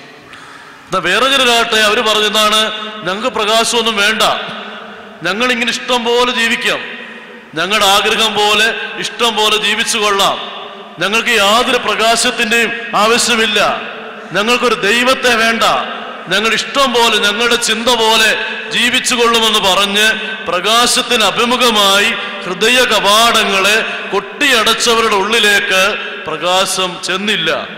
അവർ ആരായി തീർന്നു? ഇരുട്ടായി തന്നെ തുടർന്നു. പ്രകാശത്തിന് അഭിമുഖമായി ഹൃദയ കവാടങ്ങൾ തുറന്നവരുടെ ഉള്ളിലേക്ക് പ്രകാശം കടന്നു വന്നു.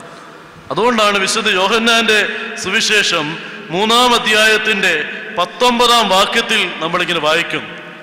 വിശുദ്ധ യോഹന്നാന്റെ സുവിശേഷം 3-ാം അധ്യായത്തിന്റെ 19-ാം വാക്യത്തിൽ വായിക്കുകയാണ്, ന്യായവിധി എന്നതോ വെളിച്ചം ലോകത്തിലേക്ക് വന്നിട്ടും മനുഷ്യരുടെ പ്രവൃത്തി ദോഷമുള്ളതാകിയാൽ മനുഷ്യൻ വെളിച്ചത്തേക്കാൾ ഇരുളിനെ സ്നേഹിച്ചത് തന്നെ. എന്തുകൊണ്ടാണ് ന്യായവിധി? എല്ലാവരും ഏതു മനുഷ്യനെയും പ്രകാശിപ്പിക്കുന്ന സത്യ വെളിച്ചമായ യേശുക്രിസ്തു ലോകത്തിലേക്ക് വന്നിട്ടും മനുഷ്യൻ വെളിച്ചത്തേക്കാൾ കൂടുതൽ ഇരുട്ടിനെ സ്നേഹിച്ചിട്ടുണ്ട്. അവിടെ ഇരുട്ടിനെ സ്നേഹിച്ചത് കൊണ്ട് തന്നെയാണ് ന്യായവിധി ഉണ്ടാകുന്നതെന്ന് യോഹന്നാൻ ശ്ലീഹ നമ്മെ പഠിപ്പിക്കുക. അതുകൊണ്ടാണ് ഇരുട്ടിനെയും വെളിച്ചത്തെ നമ്മിൽ വേർപിരിക്കേണ്ടി വന്നത്. അത് ന്യായവിധിയുടെ ഒരു സൂചനയായി നാം കാണുകയാണ്. വെളിച്ചത്തെയും ഇരുളിനെയും നമ്മിൽ വേർപിരിച്ചു. വെളിച്ചത്തിന് പകലെന്ന് പേര് കൊടുത്തു, ഇരുട്ടിന് രാത്രി എന്ന് പേരിട്ടു. അത് ന്യായവിധിയുടെ ഒരു സൂചനയായി നമ്മൾ അതിനെ കാണുകയാണ്. അപ്പം വെളിച്ചം ലോകത്തിലേക്ക് വന്നിട്ടും മുഴുവൻ ഇരുട്ടും മാറിയില്ല എന്ന് നാം കാണുകയാണ്. പരിശുദ്ധനായ പൗലോസ് ശ്ലീഹ കൊരിന്ത്യർക്ക് എഴുതിയ 2-ാം ലേഖനം 4-ാം അധ്യായത്തിന്റെ 4-ാം വാക്യത്തിൽ ഇങ്ങനെ എഴുതുകയാണ്. 2 കൊരിന്ത്യർ 4-ാം അധ്യായത്തിന്റെ 4-ാം വാക്യം, ദൈവപ്രതിമയായ യേശുക്രിസ്തുവിന്റെ തേജസ്സുള്ള സുവിശേഷത്തിന്റെ പ്രകാശനം ശോഭിക്കാതിരിപ്പാൻ ഈ ലോകത്തിന്റെ ദൈവം അവിശ്വാസികളുടെ മനസ്സ് കുരുടാക്കി. ദൈവപ്രതിമയായ യേശുക്രിസ്തുവിന്റെ തേജസ്സുള്ള സുവിശേഷത്തിന്റെ പ്രകാശനം ശോഭിക്കാതിരിപ്പാൻ ഈ ലോകത്തിന്റെ ദൈവം അവിശ്വാസികളുടെ മനസ്സ് കുരുടാക്കി. ഈ വാക്യം ഒന്ന് മനസ്സിലാക്കണമെങ്കിൽ പൗലോസ് ആരായിരുന്നു? മുൻപ് ശൗലായിരുന്നു. ശൗൽ എന്ന് പറഞ്ഞാൽ അന്ന് ക്രിസ്ത്യാനികളെ ഉപദ്രവിക്കുന്ന ഒരു തീവ്രവാദി, യഹൂദ മതത്തിലെ തീവ്രവാദിയായി ജീവിച്ചുകൊണ്ട് ക്രിസ്ത്യാനികളെ ഉപദ്രവിക്കുകയും പിടിച്ചു കെട്ടിക്കൊണ്ട് മഹാപുരോഹിതന്മാരുടെ മുമ്പിൽ കൊണ്ടുവന്ന് കൊടുക്കുകയും അവരെ അടിപ്പിക്കുകയും ചെയ്യുന്ന ഒരു തീവ്രവാദിയായ ഒരു മനുഷ്യനാണ് ഈ ശൗൽ. അങ്ങനെയാണ് ക്രിസ്ത്യാനികളെ, ദമസ്കോസിലുള്ള ക്രിസ്ത്യാനികളെ പിടിക്കുവാൻ വേണ്ടി ഈ പൗലോസ് ശ്ലീഹ ഈ ശൗല് പോകുമ്പോൾ ദമസ്കോസിന്റെ പടിവാതൊക്കെ വെച്ച് ഒരു വലിയ വെളിച്ചം പൗലോസിന്റെ മുഖത്തേക്ക് ആഞ്ഞടിച്ചു. ഒരു വലിയ പ്രകാശം പൗലോസിന്റെ മുഖത്തേക്ക് ആഞ്ഞടിച്ചു. പൗലോസ് കണ്ണ് കാണാത്തവനായിട്ട് നിലത്ത് വീണു. പൗലോസ് കണ്ട വെളിച്ചം എന്തായിരുന്നു? ദമസ്കോസിന്റെ പടിവാതൊക്കെ വെച്ച് പൗലോസിന്റെ മുഖത്തേക്ക് അടിച്ച വെളിച്ചം എന്തായിരുന്നു? പൗലോസ് എഴുതുന്നുണ്ട്, സൂര്യനെ വെല്ലുന്ന വെളിച്ചമെന്ന്. അവിടെ സൂര്യനെ വെല്ലുന്നൊരു വെളിച്ചമായിരുന്നു. സ്വന്തം ഭാഷ എഴുതുകയാണ്, ഞാൻ കണ്ടത് സൂര്യനെ വെല്ലുന്നൊരു വെളിച്ചം എന്റെ മുഖത്തെ കാഞ്ഞടിച്ചു. എന്തായിരുന്നു ആ വെളിച്ചം? ആ വെളിച്ചം എന്താന്ന് പൗലോസ് ശ്ലീഹ വീണ്ടും എഴുതുകയാണ്. ഈ 2 കൊരിന്ത്യർ 4-ാം അധ്യായത്തിന്റെ 6-ാം വാക്യത്തിൽ, 2 കൊരിന്ത്യർ 4-ാം അധ്യായത്തിന്റെ 6-ാം വാക്യത്തിൽ പൗലോസ് എഴുതി എന്താണ് ആ വെളിച്ചം. അത് എഴുതുകയാണ്, ഇരുട്ടിൽ നിന്ന് ഉദിക്കണമെന്ന് അരുളിച്ച ദൈവം യേശുക്രിസ്തുവിന്റെ മുഖത്തുള്ള ദൈവ തേജസ്സിന്റെ പ്രകാശം ഞങ്ങളുടെ ഹൃദയങ്ങളിൽ ഉദിപ്പിക്കേണ്ടതിന് ഞങ്ങളുടെ ഹൃദയങ്ങളിൽ ശോഭിച്ചിരിക്കും എന്ന് പറഞ്ഞ് യേശുവിൻ്റെ മുഖത്തുള്ള ദൈവ തേജസ്സാ കണ്ടത്, അല്ലെങ്കിലോ യേശുവിൻ്റെ മുഖമാ കണ്ടത്. ദമസ്കോസിന്റെ പടിവാതിൽക്കൽ വെച്ച് പൗലോസ് കണ്ടത് എന്താണെന്നറിയാമോ? യേശുവിൻ്റെ തേജസ്സേറിയ മുഖമാ. പൗലോസിന് ചോദിക്കുന്നുണ്ട്, ഞാൻ അപ്പോസ്തലനല്ലയോ? ഞാൻ എൻ്റെ കർത്താവിനെ കണ്ടിട്ടില്ലയോ? ഈ ലോകത്തില് കർത്താവിനെ കണ്ടോ എന്നറിയത്തില്ല. പക്ഷെ അതല്ല പൗലോസ് പറയുന്നത്. ഉയർത്തെഴുന്നേറ്റവനായ കർത്താവിനെ ദമസ്കോസിന്റെ പടിവാതിൽക്കൽ വെച്ച് പൗലോസ് കണ്ടു. ഇപ്പൊ യേശുക്രിസ്തുവിന്റെ മുഖമാണ് കണ്ടത്, ആ മുഖത്തിന്റെ തേജസ്സാണ് കണ്ടത്. യേശുവിന്റെ മുഖത്തുള്ള തേജസ് ഞങ്ങളുടെ ഹൃദയങ്ങളിൽ ശോഭിച്ചു എന്ന് അവിടെ എഴുതിയിരിക്കുന്നു. ഞങ്ങളുടെ ഹൃദയങ്ങളിൽ അത് ശോഭിച്ചു. യേശുവിന്റെ മുഖമാണ് കണ്ടത്. യേശുവിന്റെ മുഖത്തുള്ള തേജസ് കണ്ടു. ആ തേജസ് വരുമ്പം പൗലോസിന് വേണേ പറയായിരുന്നല്ലേ, എനിക്ക് തേജസ്സൊന്നും വേണ്ട, എനിക്ക് പ്രകാശമൊന്നും വേണ്ട എന്ന് വേണമെങ്കിൽ പറയാമായിരുന്നു. പൗലോസ് എഴുതുന്നില്ലേ, മറ്റാർക്കെങ്കിലും ജഡത്തിൽ പ്രശംസിക്കാൻ എന്തെങ്കിലും ഉണ്ടെങ്കിൽ എനിക്ക് അതിനേക്കാൾ എത്രയോ അധികമുണ്ട്. പൗലോസ് പറയാണ്, മറ്റാർക്കെങ്കിലും ജഡത്തിൽ പ്രശംസിക്കാൻ എന്തെങ്കിലുമൊക്കെ ഉണ്ടെങ്കിൽ എനിക്ക് അതിനേക്കാൾ എത്രയോ അധികമുണ്ട്. ഞാനൊരു എബ്രായ ജാതിക്കാരനാണ്, ബെന്യാമീൻ ഗോത്രക്കാരനാണ്. പിന്നെയോ ന്യായപ്രമാണത്തിന് ശുഷ്കാന്തി സംബന്ധിച്ച് ഞാനൊരു പരീശനാണ്. ഗമാലിയൽ എന്ന പ്രസിദ്ധ ഗുരുവിന്റെ കാൽക്കീഴിലിരുന്ന് തിരുവചനം പഠിച്ചവനാണ്. യഹൂദന്മാരുടെ റബിയാണ്. സന്നിധി സംഘത്തിലെ അംഗമാണ്. എനിക്ക് പൗലോസ് പറയരുതോ എനിക്ക് വേണ്ടി പ്രകാശം, കാരണം ഞാൻ തികഞ്ഞവനാണ്, എല്ലാം അറിയാവുന്നവനാണെന്ന് പറയാമായിരുന്നു. പക്ഷെ പൗലോസ് അങ്ങനെ പറഞ്ഞില്ല. യേശുവിന്റെ പ്രകാശം, ആ മുഖത്തെ പ്രകാശം തന്റെ ഹൃദയത്തിന്റെ അടുത്തേക്ക് വരുന്നത് കണ്ടിട്ട് പൗലോസ് പറഞ്ഞു എന്തെന്നറിയാമോ? അദ്ദേഹം എഴുതുകയാണ്, 1 തീമോത്തിയോസ് 1-ാം അധ്യായത്തിന്റെ 15-ാം വാക്യം. 1 തീമോത്തിയോസ് 1-ാം അധ്യായത്തിന്റെ 15-ാം വാക്യത്തിൽ പൗലോസ് ശ്ലീഹ ഇങ്ങനെ എഴുതി, ക്രിസ്തുവേശു പാപികളെ രക്ഷിപ്പാൻ ലോകത്തിൽ വന്നു എന്നുള്ളത് വിശ്വാസ്യവും എല്ലാവരും അംഗീകരിക്കേണ്ടതുമായ വചനം തന്നെ. ആ പാപികളിൽ ഞാനാണ് ഒന്നാമൻ. ആ പാപികളിൽ ഞാനാണ് ഒന്നാമൻ. താനൊരു പാപിയാണെന്ന് മാത്രം കർത്താവിനോടന്ന് പറഞ്ഞു. തൻ്റെ മഹത്വങ്ങളൊന്നും പറഞ്ഞില്ല, തൻ്റെ പാരമ്പര്യങ്ങളൊന്നും പറഞ്ഞില്ല, തൻ്റെ അറിവിനെക്കുറിച്ചൊന്നും പറഞ്ഞില്ല. യേശുവിൻ്റെ പ്രകാശം തൻ്റെ ഹൃദയത്തിലേക്ക് വരുന്നത് കണ്ടപ്പോൾ ഞാനൊരു പാപിയാണ്, ഐ ആം എ സിന്നർ, ഞാനൊരു പാപിയാണെന്ന് മാത്രം കർത്താവിനോട് പറഞ്ഞതുകൊണ്ട്, തൻ്റെ ഹൃദയത്തെ തുറന്നതുകൊണ്ട് ആ ഹൃദയത്തിലേക്ക് യേശുവിൻ്റെ പ്രകാശം കടന്നു വരികയും മുഴുവൻ ഇരുട്ട് അന്ന് മാറ്റപ്പെടുകയും ചെയ്തു. ആ പൗലോസ് എഴുതിയ വാക്യം ഇനി നമുക്ക് മനസ്സിലാകും. 2 കൊരിന്ത്യർ 4-ാം അധ്യായത്തിന് 4-ാം വാക്യം. ദൈവപ്രതിമയായ യേശുക്രിസ്തുവിൻ്റെ തേജസ്സുള്ള സുവിശേഷത്തിൻ്റെ പ്രകാശനം ശോഭിക്കാതിരിപ്പാൻ ഈ ലോകത്തിൻ്റെ ദൈവം അവിശ്വാസികളുടെ മനസ്സ് കുരുടാക്കി. യേശുക്രിസ്തുവിൻ്റെ തേജസ് തരുന്ന സുവിശേഷത്തിൻ്റെ പ്രകാശം ഉള്ളിൽ ശോഭിക്കാതിരിക്കാൻ തക്കവണ്ണം ഈ ലോകത്തിന് ദൈവം എന്ന് പറഞ്ഞ പിശാച അവൻ അനേകരുടെ ഹൃദയങ്ങളെ കുരുടാക്കിയിരിക്കുക. കുരുടെന്ന് പറഞ്ഞാൽ കുരുടൻ, കണ്ണ് കാണാത്തവൻ, ഇരുട്ടിലാക്കി വെച്ചിരിക്കുക. അനേകരുടെ ഹൃദയങ്ങളെ അന്ധകാരമയമാക്കി തീർത്തിരിക്കുക. യേശുക്രിസ്തുവിന് വേണ്ടി ഹൃദയം തുറന്നു കൊടുക്കാതിരിക്കാൻ തക്കവണ്ണം, ദൈവത്തിന് വേണ്ടി ജീവിക്കുവാൻ സമ്മതിക്കാത്ത വണ്ണം ഈ പിശാച് ഒത്തിരി പേരെ ഒത്തിരി മൂഢ അനുഭവങ്ങളിലേക്ക് മാറ്റിയിരിക്കുക. മൂഢ ചിന്താഗതികളാൽ നിറച്ചിരിക്കുക, മൂഢ ഫിലോസഫികളാൽ നിറച്ചിരിക്കുക, മൂഢ തത്വശാസ്ത്രങ്ങളിൽ അവരെ ആക്കി വെച്ചിരിക്കുക. യേശുക്രിസ്തുവിന് വേണ്ടി ജീവിതം സമർപ്പിച്ചു കൊടുക്കാതിരിക്കാൻ തക്കവണ്ണം പൗലോസ്ലീഹ വേദനയോടെ ആ വാക്യം അവിടെ എഴുതുകയാണ്. പൗലോസ്ലീഹ യേശുക്രിസ്തുവിനാൽ യേശുക്രിസ്തുവിൻ്റെ ആ പ്രകാശം തൻ്റെ ഹൃദയത്തിൽ സ്വീകരിച്ചപ്പോൾ ഉള്ളു മുഴുവൻ പ്രകാശം നിറഞ്ഞ മനുഷ്യനായി തീർന്നു. പിന്നെ ഒറ്റ ആഗ്രഹമേ ഉള്ളൂ, എന്താണ്? ഉള്ളി കത്തിയ തീയ് എവിടെയെങ്കിലുമൊക്കെ അവിടെ ചെന്ന് കത്തിക്കണം, ആരോടെങ്കിലുമൊക്കെ ഒന്ന് പറയണം. അങ്ങനെയാണ് യേശുക്രിസ്തു വന്ന ജീവൻ നൽകുന്ന സുവിശേഷവുമായി പൗലോസ്ലീഹ ലോകത്തിന്റെ അനേക ഭാഗങ്ങളിലേക്ക് ഓടിച്ചെന്നു. പൗലോസ്ലീഹ ഫിലിപ്പിയായിൽ പ്രസംഗിക്കുന്ന സമയത്ത് നമ്മൾ വായിക്കുന്നുണ്ട്, തൂയത്തൈര പട്ടണക്കാരിയും രക്താംബരം വിൽക്കുന്നവളുമായ ലുദിയ എന്നൊരു സ്ത്രീ പൗലോസ്ലീഹ പറഞ്ഞ വചനം കേൾക്കേണ്ടതിന് അവളുടെ ഹൃദയം തുറന്നു എന്ന് വായിക്കാം. അപ്പൊ വചനം കേൾക്കേണ്ടതിന് ചെവിയല്ല തുറക്കേണ്ട, പിന്നെ ഹൃദയമാണ് തുറക്കേണ്ടത്. ഹൃദയത്തിനകത്തേക്കാ ഈ ദൈവവചനം സ്വീകരിക്കേണ്ടത്. ഹൃദയത്തിനകത്താ വിതയ്ക്കപ്പെടുന്നത്, അവിടെയാണത് വളരേണ്ടത്.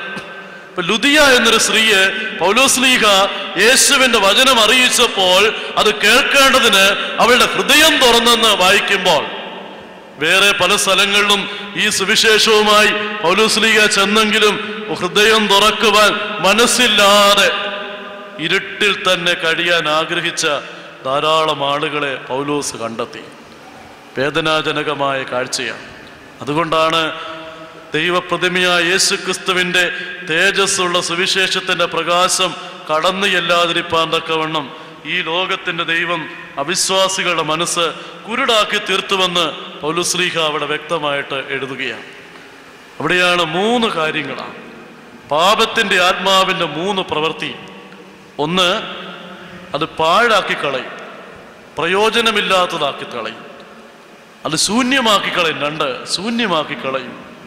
3, അത് ഇരുട്ടാക്കി തീർക്കും. പാഴാക്കി കളയും, അതുപോലെ തന്നെ ശൂന്യമാക്കി കളയും, അത് ഇരുട്ടാക്കി കളയും. പ്രയോജനമില്ലാത്തൊരവസ്ഥ. ഒരു ജീവിതം പ്രയോജനകരമായി തീരണമെങ്കിൽ ദൈവത്തോട് പറ്റിയിരിക്കണം. കർത്താവിനെ കൂടാതെ കൊമ്പിന് മുന്തിരിവള്ളിയിൽ വസിച്ചിട്ടല്ലാതെ ഫലം കായ്പാൻ കഴിയാത്തതുപോലെ കർത്താവിനെ പിരിഞ്ഞ് നമുക്കൊന്നും സാധിക്കത്തില്ല. ഒത്തിരി കാര്യങ്ങളൊക്കെ ചെയ്യുന്നൊരു തോന്നൽ കാണും, ഏതാണ്ടൊക്കെ ചെയ്തെന്നൊരു ബോധ്യം കാണും. പക്ഷേ അതൊന്നും പ്രയോജനകരമായിട്ടുള്ള കാര്യമല്ല. കൊമ്പാകും നമുക്ക് കർത്താവിനോട് ചേർന്ന് ഒട്ടിയിരിക്കാൻ കഴിഞ്ഞെങ്കിൽ മാത്രമേ അത് പ്രയോജനകരമായ ജീവിതമായിട്ട് മാറുകയുള്ളൂ. രൂപം നഷ്ടപ്പെട്ട യാക്കോബിനെ ദൈവം യാബോ കടവിന്റെ തീരത്ത് വെച്ച് അവിടെ രൂപാന്തരപ്പെടുത്തി. അവനൊരു മാനസാന്തരം കൊടുത്തു.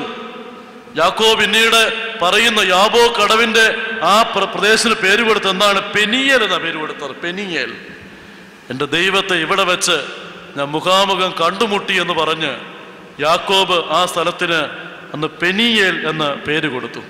ഇപ്പൊ ദൈവത്തെ മുഖാമുഖം കണ്ടുമുട്ടിയിട്ട് ഞാനൊരു പാപിയാണ്, ഞാൻ യാക്കോബാണെന്ന് ഏറ്റുപറഞ്ഞപ്പോൾ പഴയ പേരെല്ലാം മാറ്റിയിട്ട് ഒരു പുത്തൻ പേര് ഇസ്രയേൽ എന്ന പുതിയ പേര് കൊടുത്ത് ദൈവം അവനെ അനുഗ്രഹിച്ചു.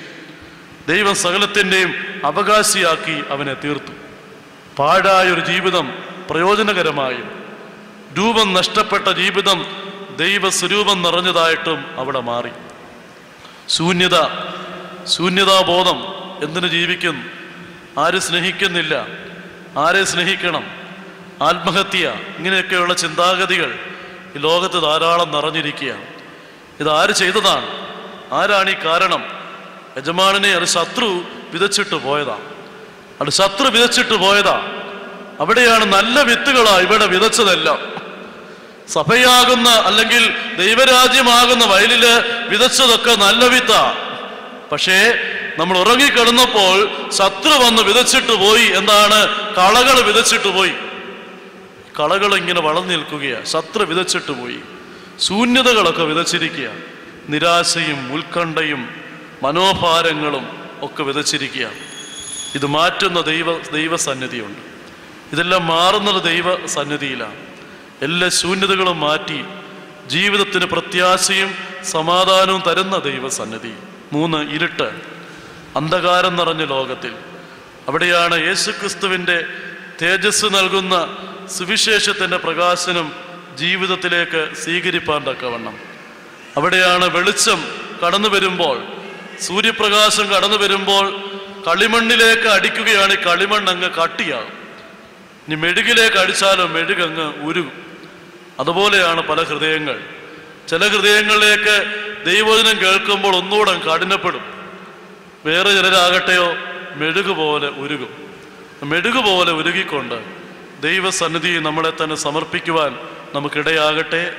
നമ്മുടെ തലകളെ വണക്കി നമുക്ക് പ്രാർത്ഥിക്കാം. ശൂന്യവും പാഴുമ തല്ലിയതാ നിൻ മന്ദിരം തന്നിൽ ദേവാ വന്നു പാർത്തു ശുദ്ധി ചെയ്തു നിൻ വീടിൻ്റെ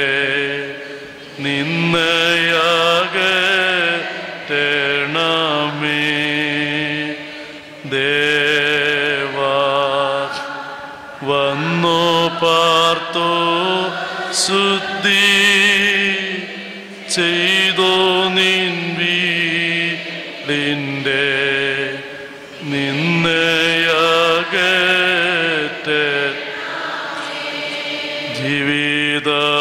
ജീവിതമീന്നും ശരിയായിട്ടിൽ അയ്യോ ജീവിപ്പിക്കോ കർത്തനെ വന്നു ജീവനു സത്യോ സ്നേഹവും തന്നെ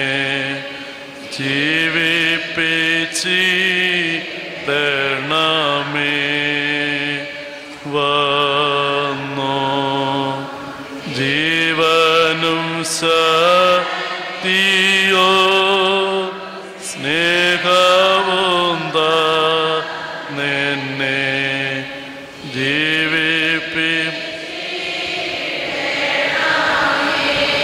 സ്നേഹവാനായ ഞങ്ങളുടെ കർത്താവേ, ഞങ്ങളുടെ ദൈവമേ, ദൈവാത്മാവിൽ നിറഞ്ഞ ഒരു ജീവിതമായിരിക്കാൻ ഞങ്ങളെ സഹായിക്കണമേ. പാഴും ശൂന്യവും ഇരുളുമായ അവസ്ഥയിൽ നിന്ന് ദൈവാത്മാവ് നൽകുന്ന സന്തോഷത്തിൻ്റെയും സമാധാനത്തിൻ്റെയും സ്നേഹത്തിൻ്റെയും അനുഭവത്തിലേക്ക് ഞങ്ങളുടെ ജീവിതത്തെ അവിടെ നയിക്കണമേ. ഞങ്ങൾ പ്രയോജനമില്ലാത്തവരായി തീരരുതേ. ഞങ്ങളുടെ ഭവനത്തിനും ദേശത്തിനുമൊക്കെ ഒരു പ്രയോജനമില്ലാത്ത വ്യക്തിയായി തീരരുതേ. ദൈവമേ, നിന്നോട് ചേർന്നിരിക്കുമ്പോൾ മാത്രമേ ഞങ്ങൾക്കൊരു പ്രയോജനമുള്ള വ്യക്തിയായി തീരാൻ പറ്റുകയുള്ളൂ. ദൈവമേ, നിന്നോട് ചേർന്ന് ജീവിപ്പാൻ ഞങ്ങളെ സഹായിക്കണമേ. ശൂന്യതയുടെ അനുഭവങ്ങളൊക്കെ മാറ്റണമേ, നിരാശയൊക്കെ മാറ്റണമേ, പാപത്തിൻ്റെ കുറ്റബോധത്തിൻ്റെ ഭയങ്കരമായ അനുഭവങ്ങളിൽ നിന്നൊക്കെ വിടുതൽ തരണമേ. ദൈവത്തിന് വേണ്ടി ജീവിക്കുന്ന സന്തോഷം നിറഞ്ഞ ജീവിതം ഞങ്ങൾക്ക് തരണമേ. അന്ധകാരം നിറഞ്ഞ ഞങ്ങളുടെ ജീവിതത്തിലേക്ക് ദൈവത്തിൻ്റെ ആത്മാവെ നീ കടന്നു വരാൻ തക്കവണ്ണം ഹൃദയവാതിലുകളെ തുറന്നിടുവാൻ കൃപ തരണമേ. ദൈവാത്മാവ് വന്ന് പാപത്തെക്കുറിച്ചും നീതിയെക്കുറിച്ചും ന്യായവിധിയെക്കുറിച്ചും ബോധ്യം വരുത്തി ഞങ്ങളെ ദൈവസന്നിധിയിലേക്ക് അടുപ്പിക്കണമേ. കരങ്ങൾ ഞങ്ങളെ സമർപ്പിക്കുന്നു. സർവ്വം ത്രിയേക ദൈവത്തിൻ്റെ തിരുനാമഹത്വത്തിനായിട്ട് തന്നെ.